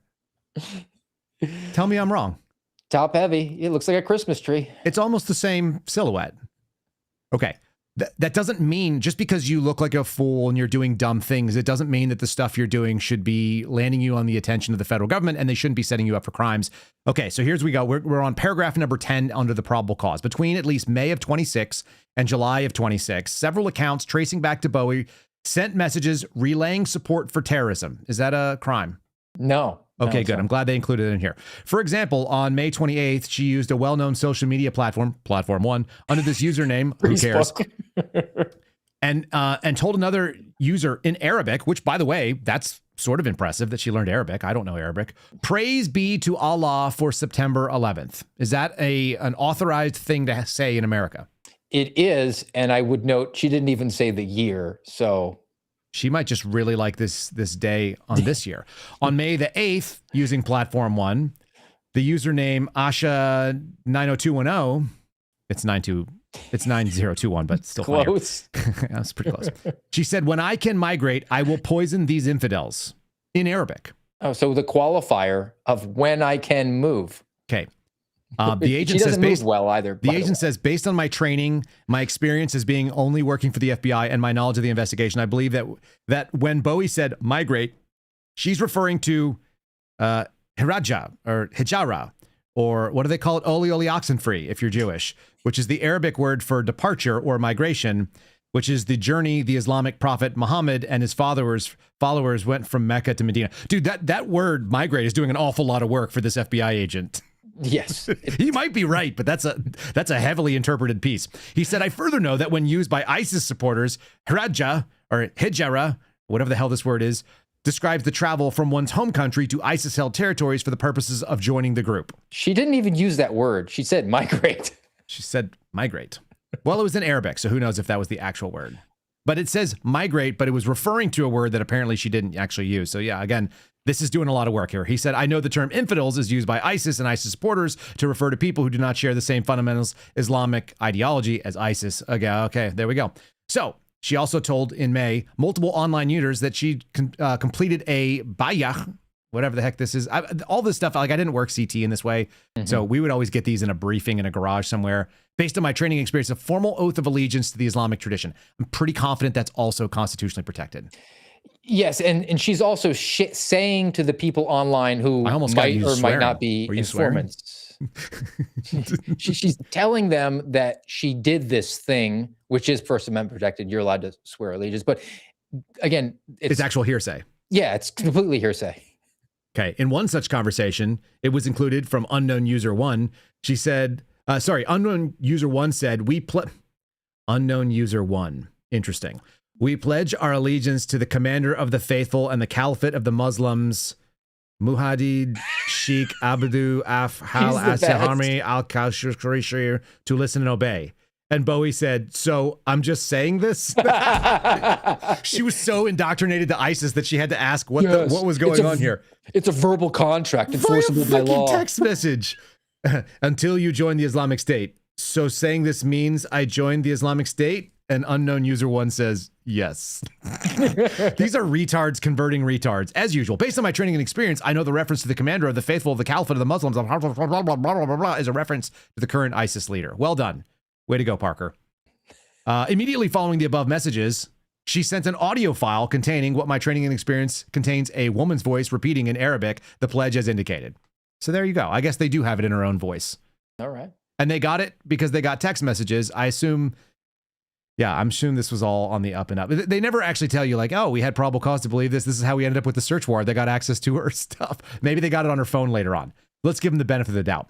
So far, all I hear is First Amendment protected stuff. And all this coming from a social media platform. This is always the way these cases work, by the way, Steve. They're all like this. Yes. This coming from a social media platform without the introduction of a confidential human source or an online covert employee indicates strongly to me that this is an Operation Bronze Griffin, someone who works at the social media platform who just hands this information over to the FBI. Okay, we're going to get into the actual plot, but let me just start off with when they found out that this was going on and they had a dumb shit woman who didn't know what she was doing, but then she recorded an audio message. Here is actual live audio capture from the FBI field office in the Counterterrorism Division. We got one! Boom. Got her. And Janine was like, hit the bell. Beginning on or about July the 16th and continuing through August the 17th, an FBI confidential human source, CHS-1, posing as an ISIS facilitator, communicated with Bowie through an encrypted messaging platform on Platform 2. Over the course of the next 2 weeks, Bowie discussed with CHS-1 her plans to attack the New York State Capitol building in Albany. It's always the same. Yes. Yep. How are we going to get her to do a terrorism? And what they conveniently leave out is how this idea originated. They say her plans, but the seeds of it, the kernel of it was probably something like, hey, you know what sounds vulnerable to me? The Capitol building in Albany. Here's how it starts. On July the 16th of 26, Platform 2, CHS-1 asked Bowie about her views on, quote, true Islam, jihad, and other issues. And then Bowie told CHS-1 in response, jihad is an obligation until the day of judgment to establish God's laws and enjoin good and forbid evil and fight until there is no finat. She pulled that directly off Fitna. Google. End quote. Based on my training and experience, I know jihad, sometimes spelled jihad, is Arabic for striving or struggling. And I know and I understand that Islamic extremists such as ISIS and supporters use the word to refer to violence, including paramilitary action. Again, these words, yeah, I get it. They're common. CHS-1, let's just read about CHS-1. Can you read that? CHS-1 is known to the FBI and has a history of providing credible and reliable information. CHS-1 is paid for assisting the government, capital G, with investigations and uses FBI-approved devices to capture and record content related to the investigations. The information provided to CHS-1 cited here has been verified by the FBI to the extent possible. CHS-1 does not have a criminal history. CHS-1 is either a part-time or full-time paid government source that has been paid by the government to create counterterrorism cases. This is a job. Only paid for cases that are successful. I mean, for bringing fresh meat in. I just want you guys, when we tell you what the playbook is, and then we point it out, and then you hear about this FBI and that FBI, literally the current FBI director was part of a movie along with the former deputy director of the FBI who helped produce the movie. And Steve Friend and I did the action sequences on this movie, pointing this thing out. And I kid you not, the guys who made this, Bongino, Dinesh D'Souza, etc., they went and found examples of this exact bullshit and brought it forward to say they did this against Muslim terrorists. They'll do it against so-called white supremacists. They'll do it against MAGA people. This is what the FBI does. And rather than reaching out and saying, yeah, this is all garbage, they just said, now that our guys are in charge, it's all over. And then they're going to do the same thing. This should be embarrassing. This should be a complete disqualifier every single time we play this game. And they're always the same. And they're going to go out there and you're going to see cheering about it. Yes, because people don't have the time or the interest to actually look into the details. They watch movies, they watch TV shows, and they get the message out of that, and that is that the FBI is super competent, super capable, does things that it's probably not supposed to do if you actually knew what the FBI's mandate was, and it is an objective force for good in this country, the sentry on the wall to keep us safe against all that terrorism, which is why the FBI director can get up and say something that is completely mathematically ridiculous, that the FBI stopped 2 terrorist attacks a day for a solid year, and everybody just accepts it whole cloth because it's our FBI. If you guys are watching on Rumble, give us a like. Same thing over on YouTube. You may hear an ad on the audio platforms. Adjust your microphones, your audio, and your speakers accordingly. I don't know about microphones. Most of you guys probably aren't talking back to me. Although I did find out last night on our call-in show that some of you guys talk back to the program when you're frustrated and you're irritated, so that's fine. Thanks for joining us. KyleSeraphinShow.com for Spotify. I'm talking with Steve Friend, FBI whistleblower, and former technical advisor to the movie Police State, host of the American Radicals podcast, at Steve Friend. On X. Man, you say it that way, the I love me some me portion of my affidavits is going to get longer and longer. This is good. Do you want to read the conversation back and forth between CHS-1? You be the FBI guy. I'll be the chubby lady. Okay, cool. Okay, so you mentioned that you want to get my HEP, meaning help, to teach you how to make explosives? Yes. Okay, and the other thing you deleted was the location you want to target. I would like to target state capital, target my state capital, but ideally in a way I could get away with it and hop on a plane after. I don't know if it's doable. Gotcha, bitch.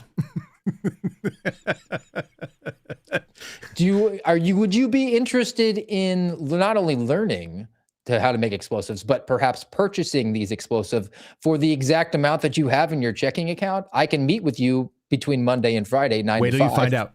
Wait till you find out what you paid for the gun. In the same conversation, Bowie told CHS-1 that the New York State Capitol was less than 2 miles from her and that she wanted to do something to benefit the Ukhmama and harm the enemies of God. Lowercase g. Not into that. I don't like that. She informed CHS-1 that she's an Islamic State supporter and that she took the bayah with a handful of other people, and then indicated that she was a member of several groups on other messaging platforms where she'd posted this. Based on my training and experience, I know that Umaha is the Arabic for community and nation, and that the ISIS folks narrow that term down to mean ISIS members who are loyal supporters. I'm paraphrasing a little bit. And then CHS-1 got screenshots from messages with other users, which I imagine were prove it, solicited, show me how much you're a supporter. I'd like to also join those groups. Are they for reals? Right? This is all on the first day of meeting. For example, on July the 16th, she just Bowie verbal diarrheaed everything because she has no I'm so legit. security. You guys have no idea. Look how legit I am. I do this weird shit. I dress like Grimace. So yeah. Anyway, this is a super, super tough person. She also said, please help me plan a major attack. Please help me plan a major attack. To a complete it's stranger. PLAB. That's what you would do if you were a super competent operator. You would meet a perfect stranger and on day one say, I want you to help me do a major terrorist attack. Reread that sentence one time, Steve. Just read from the beginning, for example, so you can see how even funnier it is. During the course of their conversation, Bowie sent CH1 screenshots of messages with other users. For example, on July 16th, 2026, First Bowie day. sent July 16th, Yep. 2026. That's the first day that they were in contact. Yes. So I just met you, FBI person. Now let me prove to you how legit I am. Here we go. Bowie sent CHS-1 a message in which she told another user on an unknown messaging application that she had been put in contact with someone, CHS-1, to help me plan a major attack. CHS-1 is hanging out in the space and basically offering themselves up as person who will help you plan a major attack. It's a federal honeypot to see if dumb shits will send fat retards along to be able to get caught in the honey trap. Just saying. But go back 1 second. Did I misread this? She sent a screenshot to the FBI informant of herself telling somebody else that she had met this FBI informant who she thinks is helpful. So no, I'm just letting you know. She told another user, yes, that she'd been put in contact with CHS-1 to help plan a major attack. She sent proof to the dude. Like, hey, now somebody else knows about our plot. Correct. Yes. She said, I'm going to do a major attack. You're going to help me do it. I just met you. And she'd been put in contact with CHS-1 to help her plan the major attack. That's how this all got started off. Again, they're just fishing for retards with dynamite. How about July 17th? This is the next day. This is the second day under which our FBI person has. This is how fast these cases develop when you put the retard in and they put the actual undercover, or they put the CHS, which is a professional CHS, to do this. And again, if you guys don't realize this CHS, I don't know this one specifically. I just know, broadly speaking, counterterrorism, confidential human sources for the FBI can make 6 figures in cash as a regular basis. If they're good at what they do, they are bringing regular cases and they are making north of $100,000, sometimes $200,000 in cash to do this job, and they will never have to report it. So it's a cash job, and they oftentimes will get taken in by the FBI CT division and then taken on special trips to learn how to do tradecraft better. So they will actually be trained to be operatives on behalf of the FBI, but they're not FBI employees. Just so you guys understand this. This is not entrapment, for those of you saying it in the chat. Why is it not entrapment, Steve? Because the presumption of innocence until proven guilty is not applicable to national security. That sounds right. All right. July the 17th, when asked how she supported the Islamic State, how are you a terrorist, lady? She told CHS-1 the following: so far in heart and spreading the information online.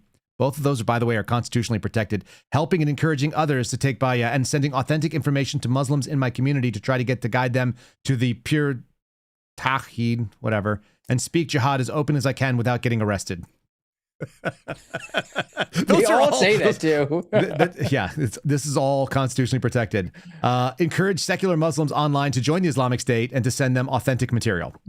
And then this guy says, based on my training, I know that in this context, we're talking about extreme and the literal definition of absolute monotheism. Okay, fine. Also confirmed to CH1 that she used social media to spread such information, but typically needs to go to the library to create new accounts because the service providers have been identifying and blocking her previous accounts. This woman has been deeply ineffective at doing her Muslim terrorist spreading until the FBI came along to be able to make sure she was successful. She got a turbocharge then. Yeah, they gave her the boost.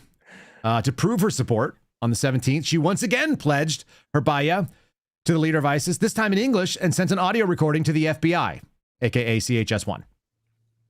Bro, I pledge my allegiance to the caliphate. Oh, don't do that. They're going to cut your audio, and all of a sudden you'll be a subject of an investigation. In times of difficulty and in times of this prosperity, blah, blah, blah, blah, blah, blah. Clear proof, Allah and Allah is a witness to what I say. Okay, then 2 days later. So now we're on we started on the 15th, 16th. 16th. So we're now 2 days into the investigation with the CHS. She told CHS-1 that she'd begun to think about jihad more seriously in the past 4 to 6 months. Excuse me, have you been considering doing a terrorism? Have you considered telling someone in the FBI about it? Would you like to make confessions? How long will it take us to get that? 48 hours. Well done. Well done, CHS. You're well trained. Also known as you're going to get...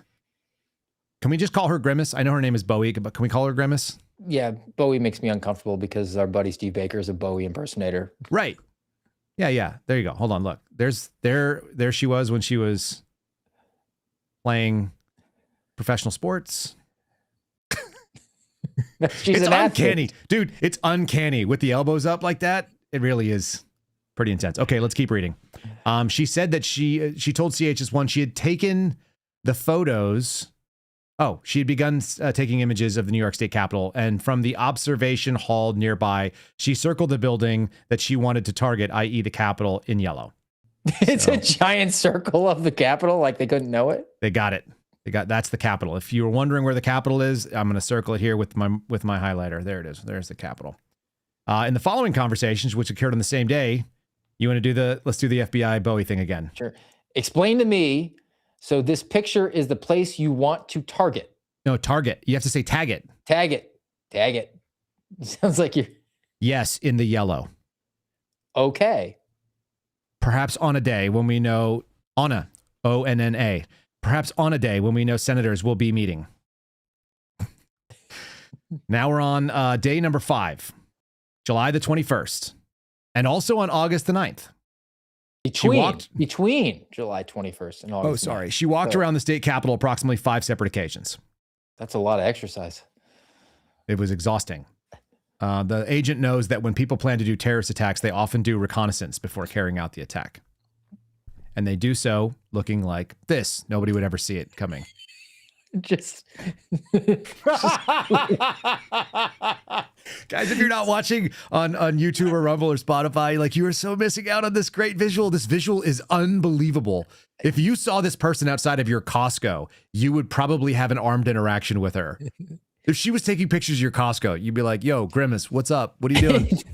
The voices in her head, Excuse I think me, they're with the Pink Panther music as she sleuths around the outside of the...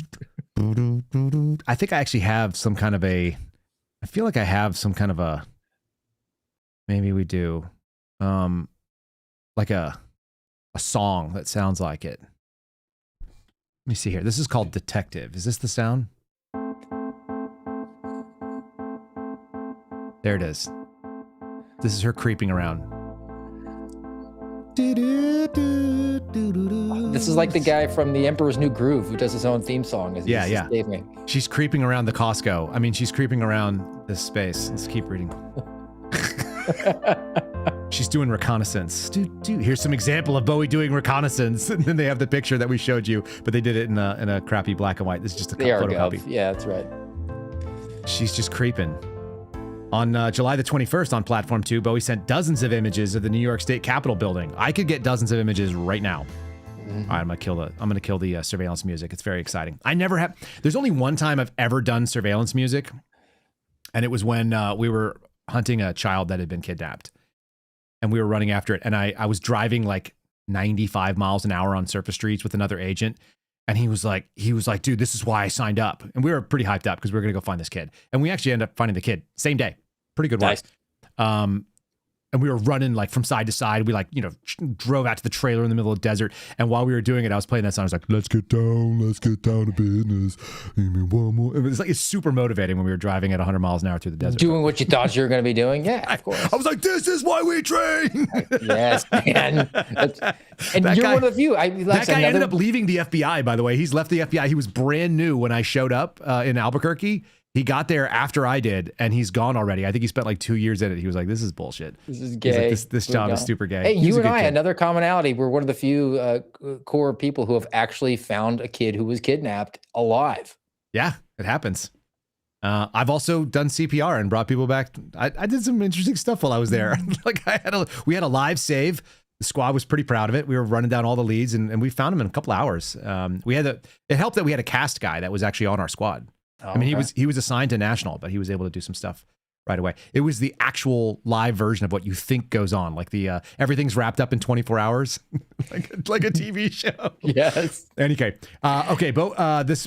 Grimace sent dozens of images. I'm just going to say Grimace. She told CHS1 that she would, quote, make it a point to have picnics by the Capitol to observe and have coffee in the observation hall. Is coffee haram? No, it's not. No. Okay, good. So she Halal? could learn about the building security. So she's casing the joint while dressed up like Grimace. In New York, attracting zero attention. How common is this? Yeah, did people just go like, "Hey, there's a huge chick wearing a sheet running around. She's like a black ghost." She said she, quote, picked up some anarchist literature at the Social Justice Center the day before. In order to stay off the radar, I've decided to pick up anarchist crazy shit while wearing this sheet. While visiting a nonprofit that has SPLC paraphernalia. Hold on, let's just do Grimace. There she is. Put the sheet on, lady. What are you doing? Okay, so on the 22nd, this is now, what, 6 days? 6 days later. Yes. She picked up some anarchist literature. She said she could have some good tips in Shah Allah Ta'ala. No further information. If Allah wills it. Okay. Yeah. In Shah Allah Ta'ala. Got it. If Allah the Most High wills it. I believe this is a reference to good tips was a reference to her planned attack. She's going to get from an anarchist book. From the Okay. social media, from the social justice anarchist literature. They just have lying around like operational plans for if you They're want just to like- take over the capital. Like, have you thought about bombing a nation state? No, here we go. All right. We're going to play our routine again. This is Yes. her on the 29th of July. Steve. Sister, let's take it step by step. Tell me your secrets. Let's take it step by step. You mentioned demolishing. What kind of destruction you want to inflict on Kufar?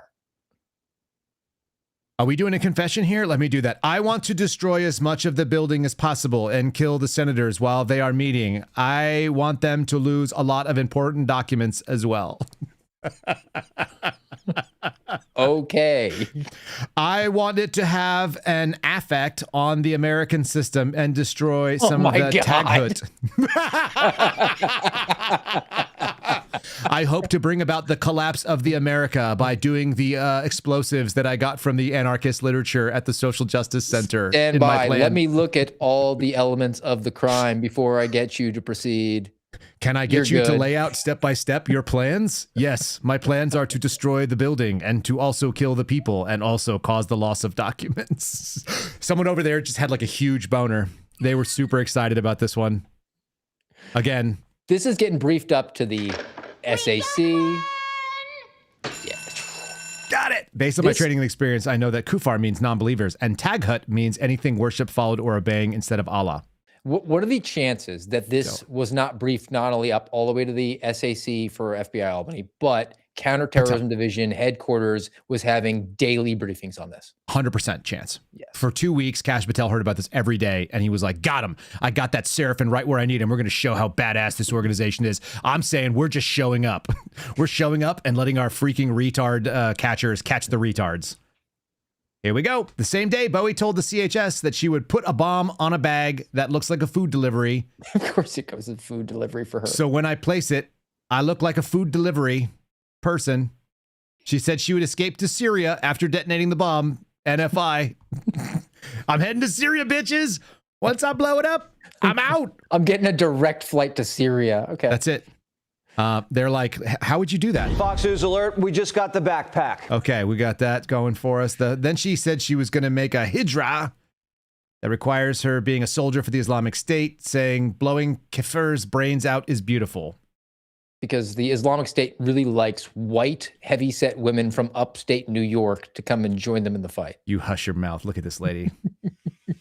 There she is shopping, nondescriptive, just sort of discreetly. That is a picture of Times Square. From the Nintendo. There she is getting it done. Oh, there's a different picture of her. That's good. That's the first picture we've seen of her not looking like a crazy. She has a nose ring. Of course she does. Crazy. Yeah. Blah, blah, blah, blah, blah. I don't want to keep making fun of this, but I can't help it, so I'm not going to stop. Somebody sent me a DM the other day, and they're like, I love it when you say you don't mean to be a dick, but you're being a dick, and you do mean to be a dick. And I'm like, yeah. Well, if you Ricky are this Bobby stupid, saying, with all due respect, or every Southerner saying, bless your heart. Yeah, bless your heart. Bless her calcified arteries. Okay, July 28th and August 5th.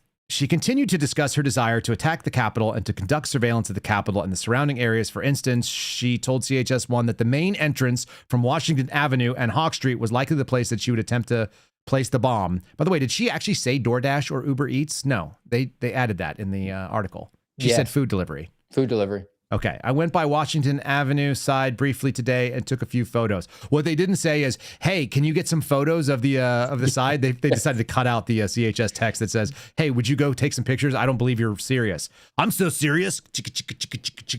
Picture. She sent more than a dozen photographs of the Capitol building.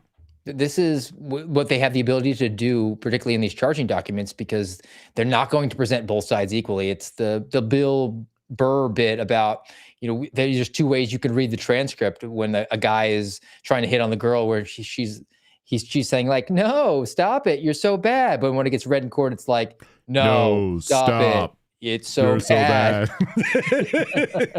I've been doing the voice, Steve. I've been doing the American Radicals voice. No, stop.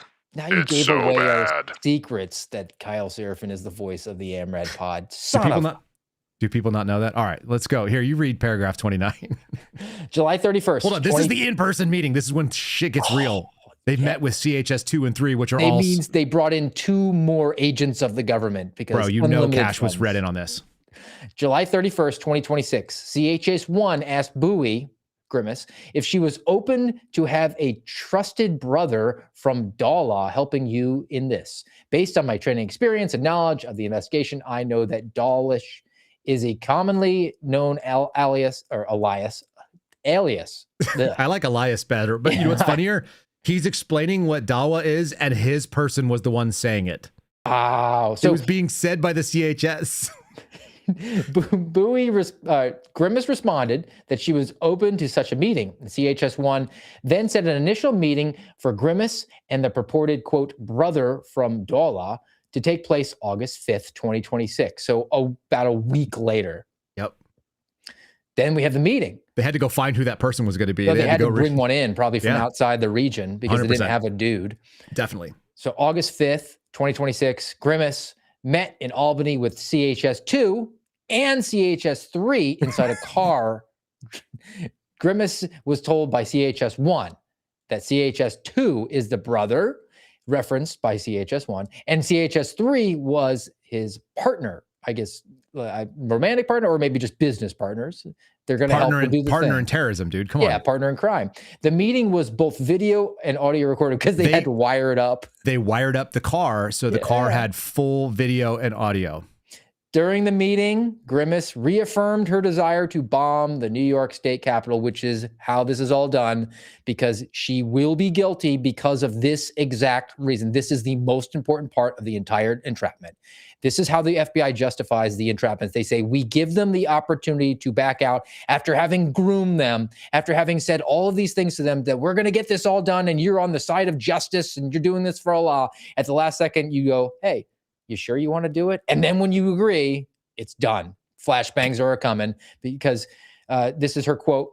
Ideally, do it on a day when the most amount of senators are there. Maybe we time it where we know there's a meeting with the senators. Try and get a good enough explosive in there to kill the senators, and ideally to destroy as much of the building as possible. Really, because this is the Capitol, a major political hub for the state.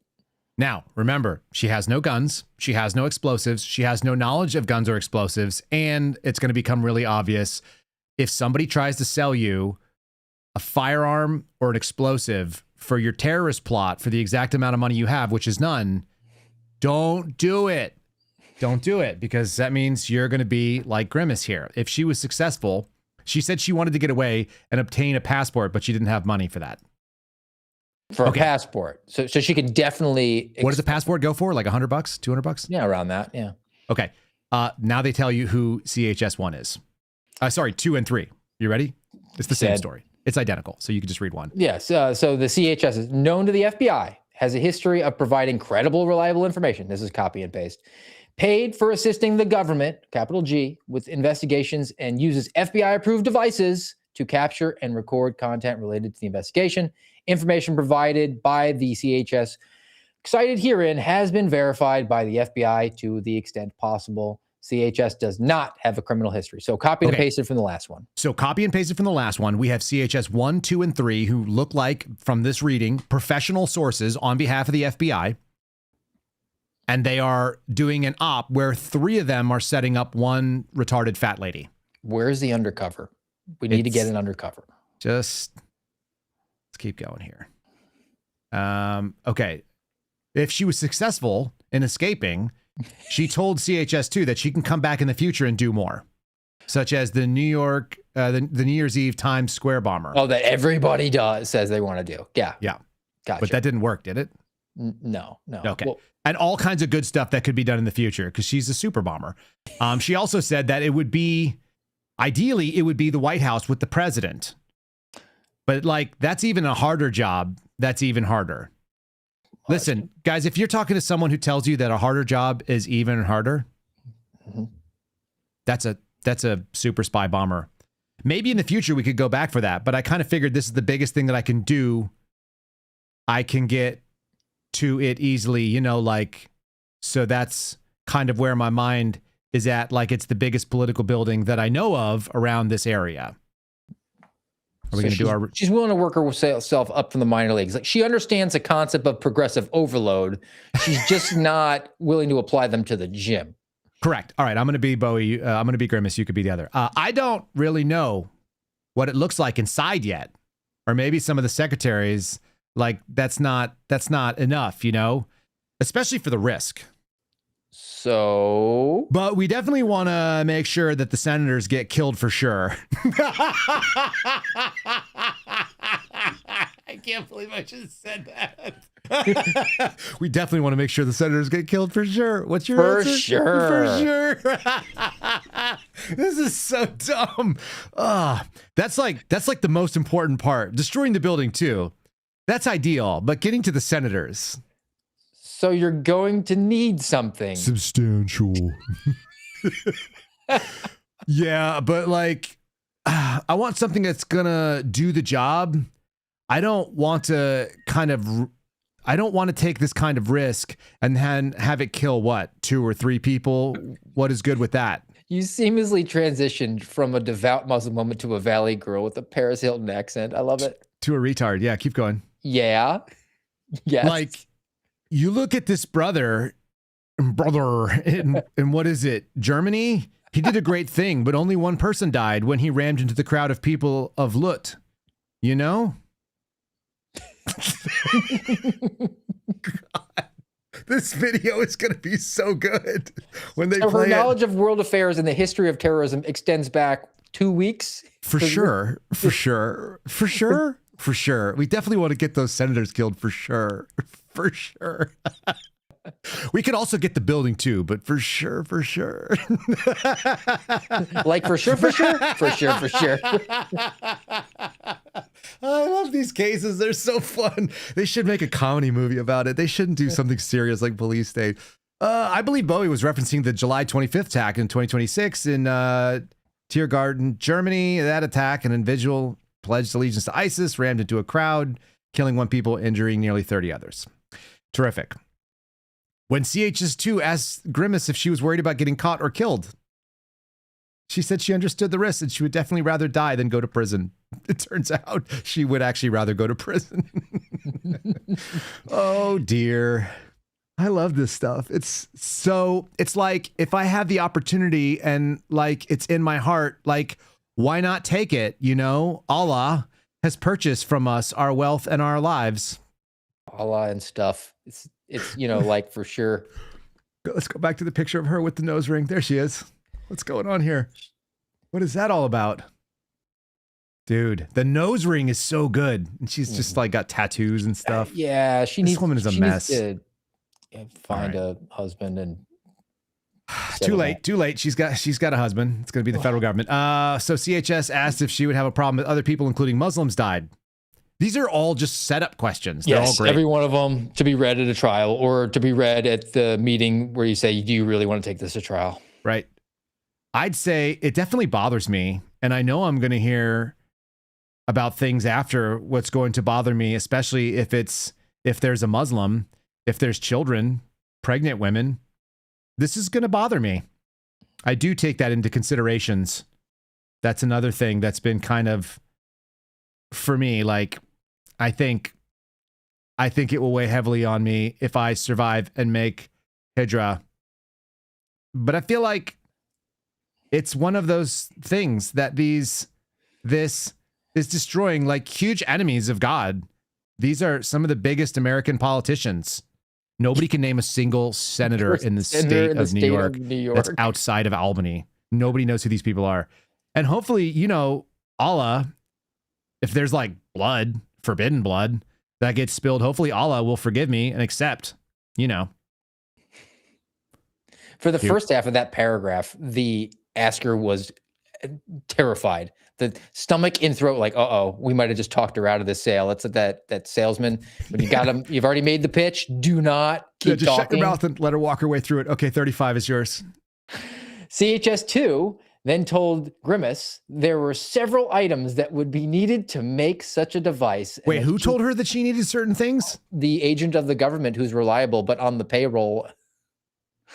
And Keep going. she would need to procure them. Grimace was told that building the explosive device would require nails, electrical tape, a 9-volt battery, and acetone. So she probably went to Walgreens. So I've got all those things. I'm ready to go. I'm good to go. Okay, what else we got? While in the vehicle, Grimace then directed CHS 2 and 3 from their meeting location to the New York State Capitol. She explained the construction work that was going on at the Capitol, pointed out Albany City Hall, and indicated that she thought the Capitol was a better target than City Hall because, quote, these are the enemies of God. These are people who are writing laws and taking the legislation in their own hands. It's totally against the, commandments of Allah Ta'ala, unquote. Legit. And then Bowie and CHS2 discussed how she would procure the items needed for the bomb. She would use her cell phone to locate the nearest hardware store, and then directed CHS2 and CHS3 to a Home Depot in Rensselaer, New York. Here's the best part, Steve. It's for you. Oh, my God.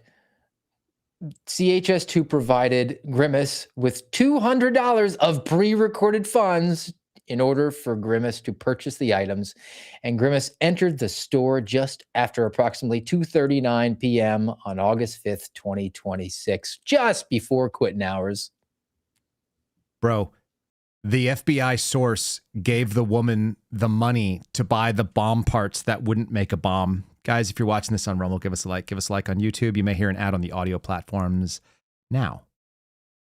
We're going to go back to our comedy routine where we read criminal complaints that are going to ruin somebody's life, and then we laugh heartily at how stupid it is. CHS2 provided Grimace with $200 in pre-recorded FBI funds so that Grimace could purchase the items that would then be used to point out that she was building a bomb. The government paid for the bomb, which wasn't a bomb. That she didn't know how to build, and she knew so little that she thought that nails and acetone would possibly bring down the New York State Capitol. This is the second time that somebody has bought acetone, by the way. Mm-hmm. Do you remember that? We did that in one of the other ones. Yeah, and there's so many of them. They just run it together. But I remember we went through the items. Apparently nails and acetone are like on the list of like, if you do this, then the United States Attorney's Office will play this game. All right, so she spent 28 minutes at Home Depot. That's actually a pretty quick trip. Collecting various items needed to build explosive device based on I don't think that's true. I don't think you can build it. She ultimately purchased the items with the pre-recorded funds, and she included a large plastic bin full of nails. With the government's money, she bought the government some nails. There's a big thing of nails. There's 150 3.5-inch nails in there. I have a bin like that in my garage. I use screws, though. If we were to accept at face value what the government is alleging here, a woman dressed as beekeeper chic in the shape of Grimace is coming through a hardware store and buying the components that are commonly known to cause gigantic explosions, and nobody at the Home Depot batted an eye. Bro, she bought common nails and they're 3.5 inches long. I've made flechette explosive charges where you're sending nails out. And I don't think we've ever used anything bigger than an inch because, like, I don't know what the hell. Why would you have This is so crazy. This is crazy.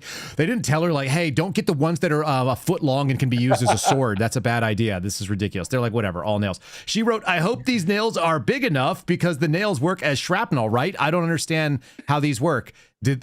Is this a bomb? Is what she said when she handed them a big thing of nails? She returned to the vehicle and the CHSs were in the freaking vehicle. They're just waiting for her. Bro, they drove her to the location and gave her the money for her to go and buy the thing and then came back and she's like, am I a bomb maker? I want to know what's on the audio in the car while she's in the store. Holy crap, they should ask for it. And they were like, this freaking dumb Grimace. Okay, then she told CHS2 that she had a DoorDash bag that delivery drivers use that could be made to hold the explosives once it was complete. Okay. Now we have a picture of the DoorDash bag. There it is. All right. She stole that shit. Look at her. Or do Maybe you think she was actually also... has a side hustle as a DoorDash driver? She probably had a side hustle because she didn't have $200 to buy nails. Yeah. By the way, those nails are getting expensive in the golden age. They're pricey. It's getting hard to be. Okay, on August the 8th, after the in-person meeting with CHS2 and CHS3, where she was set up and then did dumb things and then got money to go buy the bomb that wasn't going to be a bomb, she went back to CHS1 to continue their discussions via text. CHS1 told Bowie that he had informed his or her superiors about her attack plans. His superiors, he just like headed on over to ISIS. He headed over to the ISIS superiors who were actually hey, boss. AKA she actually talked to the FBI agent running this case. And she said, and so Bowie responded, Grimace said, with Abu Hafs? I don't know what that means. Yeah, I think it's a good location, small enough with fairly low seeming security, but big enough to be impactful and make America understand it's not invincible.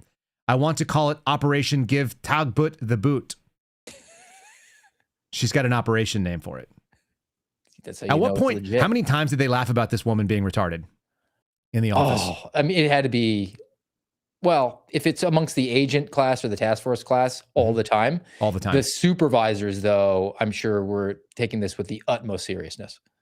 After CHS clarified that he or she was reporting to an immediate supervisor in charge of operations in America for ISIS, which doesn't exist because there are no operations in America from ISIS, which we know because we are in the middle of a war with Iran and we don't have sleeper cells activating, and this stuff is made up. She had to go to a fake ISIS supervisor who works for the FBI.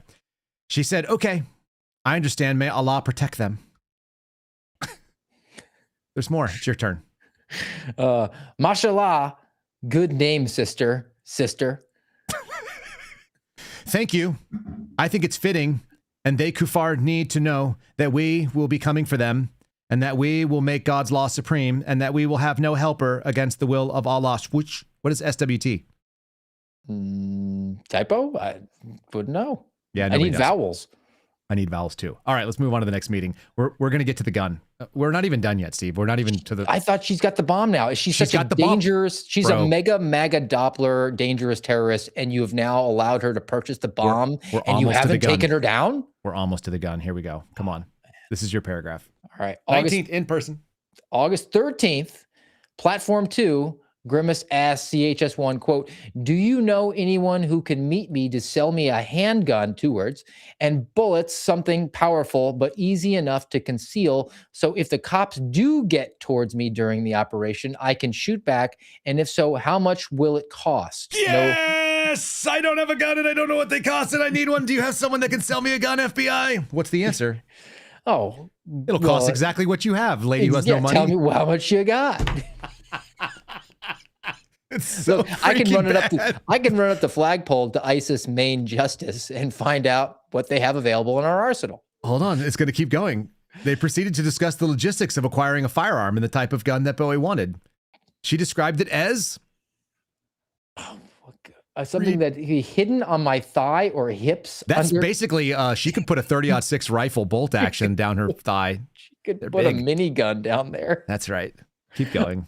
Under her clothes, while I prefer rifles, I think a handgun is the only logical right now, preferably strong enough to cause death and shoot at least some kind of distance, but also without being overly expensive.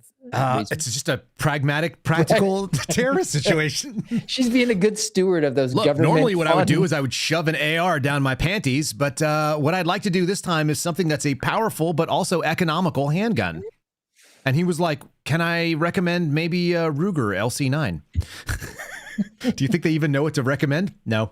No, of course not. Okay, here it goes. On August 19th, Bowie met with CHS2 and 3 again. The guys who drove the bomber car in a car driven by CHS2. Shut the front door. They're the supply guys. They picked her up, and during the meeting, audio and video was again recorded. She provided $150 to purchase a firearm and a magazine and ammunition. Holy shit. Then he showed her how to load it. He showed her how to freaking load it. She prefers a rifle, but they gave her a handgun, so they showed her how to use it. What kind of... Can I put this down my pants? Am I an FBI now? She said. Then they showed her an inert explosive device that was purportedly built using the components that she bought. They gave her a fake bomb that they built. Dude, that can't. How do they do this? How do these people get a straight face and go through life? Well, there's those 6 figures that they're making in cash from the FBI. Read point number 6. God. It's point number 6. So we have, so Grimace provided $150 to purchase one firearm, one magazine, and ammunition. Go to the footnote for 6. Oh, the firearm Grimace purchased was inert. Damn.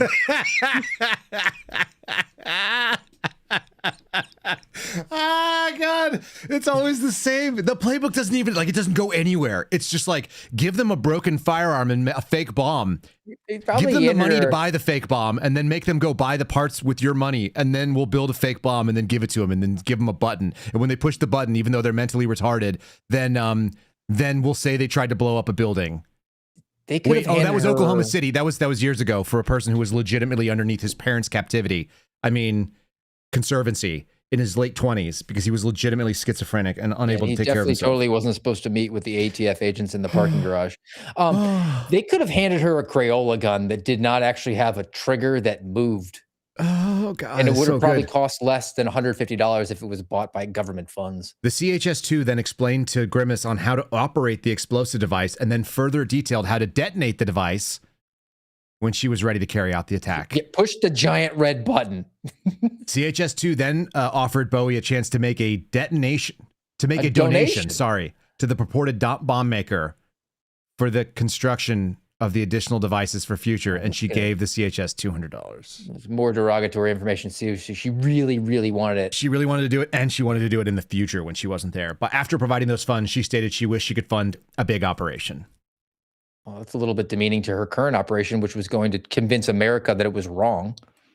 Yeah. All right. After the meeting, she said she learned that the Capitol building contained as many 200 people. She said she hoped she could kill at least half of them. She told the CHS that she went from a little girl who was waving an American flag on 9/11 to having stickers of the falling towers. And we can pretty much say that happened sometime around this face-piercing time. It's probably because she was chubby and was getting no love. Am I wrong about this, Steve? Is this this is a woman who just couldn't find a suitable mate in America? Yeah, and right around the time when the shopping malls that contained the Spencers that she probably was shopping at and trying to seek out a mate went belly up, chapter 11. She didn't have a way to connect with anybody, so she just sought it out online. CHS2 cautioned Bowie that when hiding the device, she said problem. that if her roommate found the device, then Bowie would kill the roommate. Emphasizing not with a gun, though. My jaw's actually hurt from laughing. This is actually really painful. On her. But she said that she would have to cut her.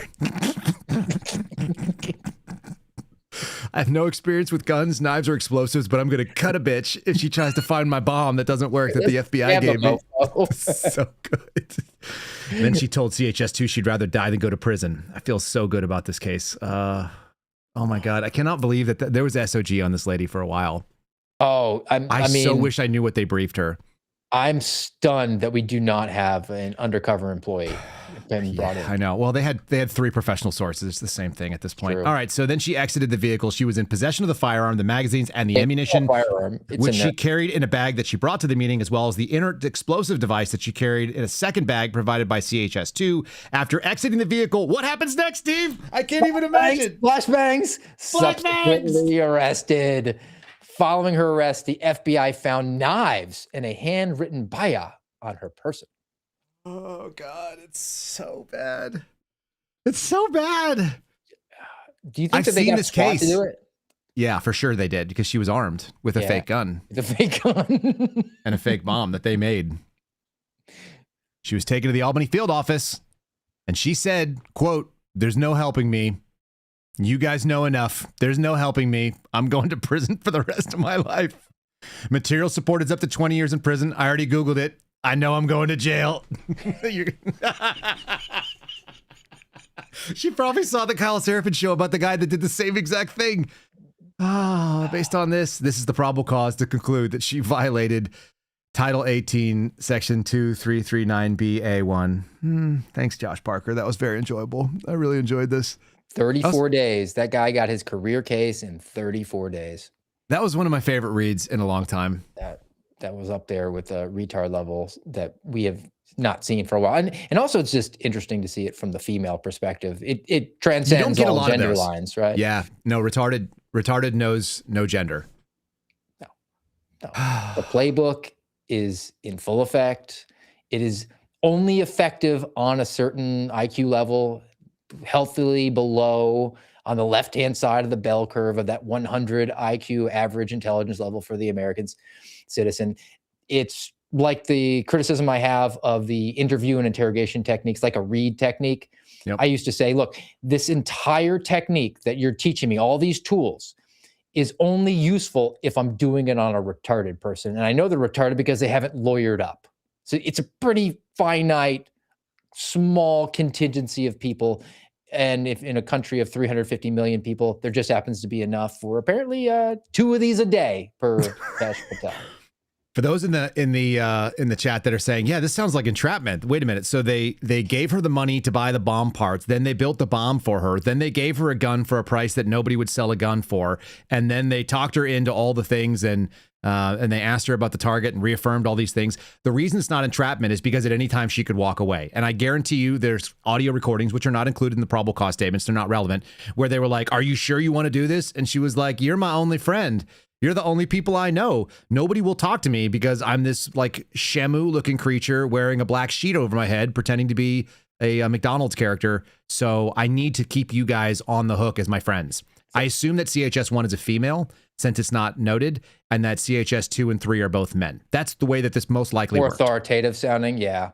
And they would be the types to handle the weapons and the gear. Yeah.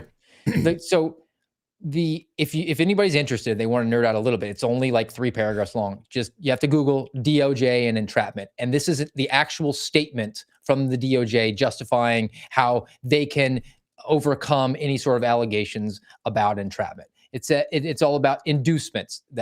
Are you trying to coerce a person to do it? Even if inducement has been shown, a finding of predisposition is fatal to an entrapment defense.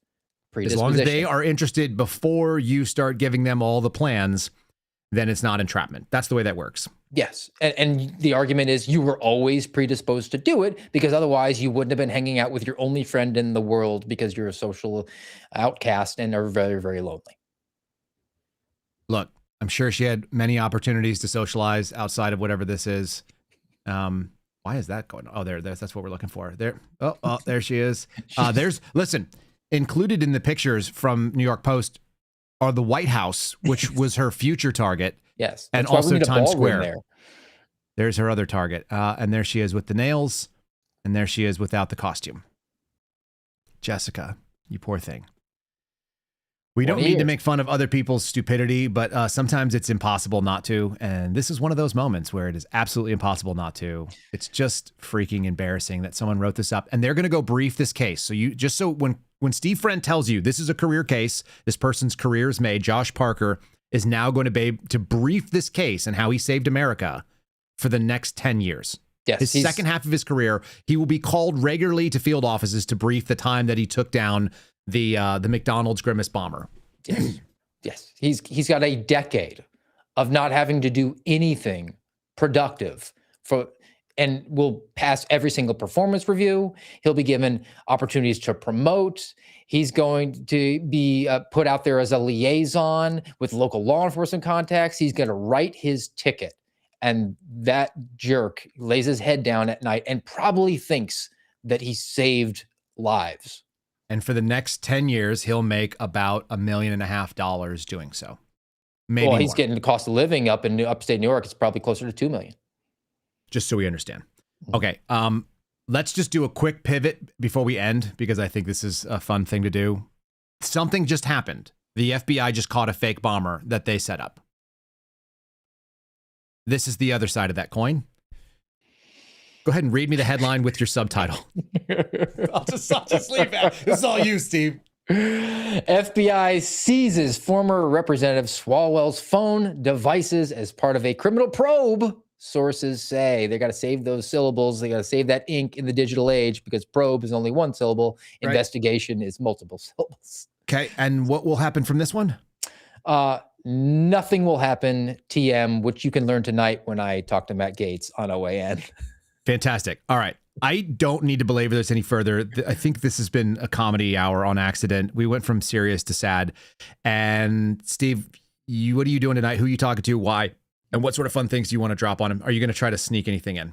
Oh, I'm definitely dropping in our new catchphrase, nothing will happen, TM, with regards to the Eric Swalwell case, because he's already out of office. Yep. Anything that can be siloed around him and to hang around him, any millstone that's possible, put it around him now, because he's no longer an asset, no longer in our orbit. And we can say we held our side accountable. And then also rape isn't a federal crime.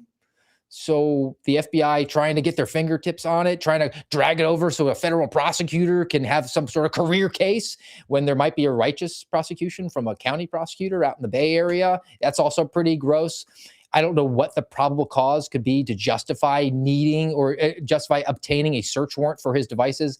The best that I can surmise is they're going to get some sort of like cyber stalking thing at best. But really what it boils down to is they have their man. They want to get those devices so they can find another crime and then say, you guys can handle that rape allegation sometime in the future. We have bigger fish to fry in here. And we got our man, Eric Swalwell, for X, Y, and Z charge. Oh, yeah. It'll be money laundering or wire fraud or something else, if they do anything with him at all. And remember, he's no longer in Congress. He left in April of this year. So the people that we can get are people that are no longer in government, that no longer have a say in things. I assume they probably could get Mitch McConnell right now that he's dead. Corey Mills, watch your back. Yeah, Corey Mills' people have been reaching out to me. They want to come out there and point out how bad everything is going to be now that Corey Mills is gone. And I was like, I'm sort of tempted to do that. That, or, you can refer him over to the American Radicals podcast, seeing as how he's my representative. Done. That's going to happen.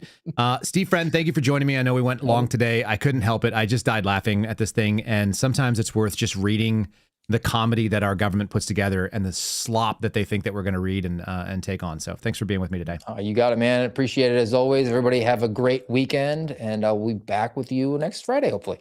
Oh, yeah. And before I forget, great haircut. Looks great. High and tight, brother. Thanks, buddy. All right, that's our program, guys. I can't do much more damage than that. I will say that if you're watching right now, you can follow Steve Friend at Steve Friend. I've been splashing on the screen, but if you've been listening and you haven't seen it, make sure you're following Steve. Follow the American Radicals podcast if you are so inclined, and then keep an eye out. He's going to be on OAN with Matt Gaetz. I like Matt Gaetz for whatever it's worth. He takes a lot of shit, but he seems like a good dude. And he's constantly baiting Mark Levin, which makes me laugh. If he's going to go after my favorite impersonation, then I think it's all good. Anyway, that's Steve Friends. And then also a big thank you to my first guest who came on, or my middle guest, I suppose, which we don't always do. But Anthony Aguero, there he is right there. You guys can follow him. ANTHONY Aguero, AGUERO. If you heard it and you couldn't figure it out, there's a link in the show description. I didn't put Steve's in. I probably should have. But you guys know how to find Steve, and it's easy to remember. Follow Anthony if you guys are so inclined. You want to get more information about the border. I think it's probably important that we do so. That's it. Let's go ahead and shut the sucker down. I look forward to seeing you guys after a weekend. I hope you get offline. I hope you spend some time with your families. I hope you work on your Fs. I hope you work on your faith and your family and your fitness and your firearms. I'm going to do my best to do the same. Grow some food, store some food, get some water filtration, and I hope that we made you a little bit more amused with some of the funny stuff that's out there. It is a funny time to laugh about this thing. This should not be depressing. This should actually be hysterical because we're watching a pretty funny clown show. Love you guys. See you on the other side. Thanks for listening to The Kyle Seraphin Show, streamed live weekdays on rumble.com/Kyle Seraphin. Follow Kyle on Twitter, Truth Social, and Instagram @Kyle Seraphin.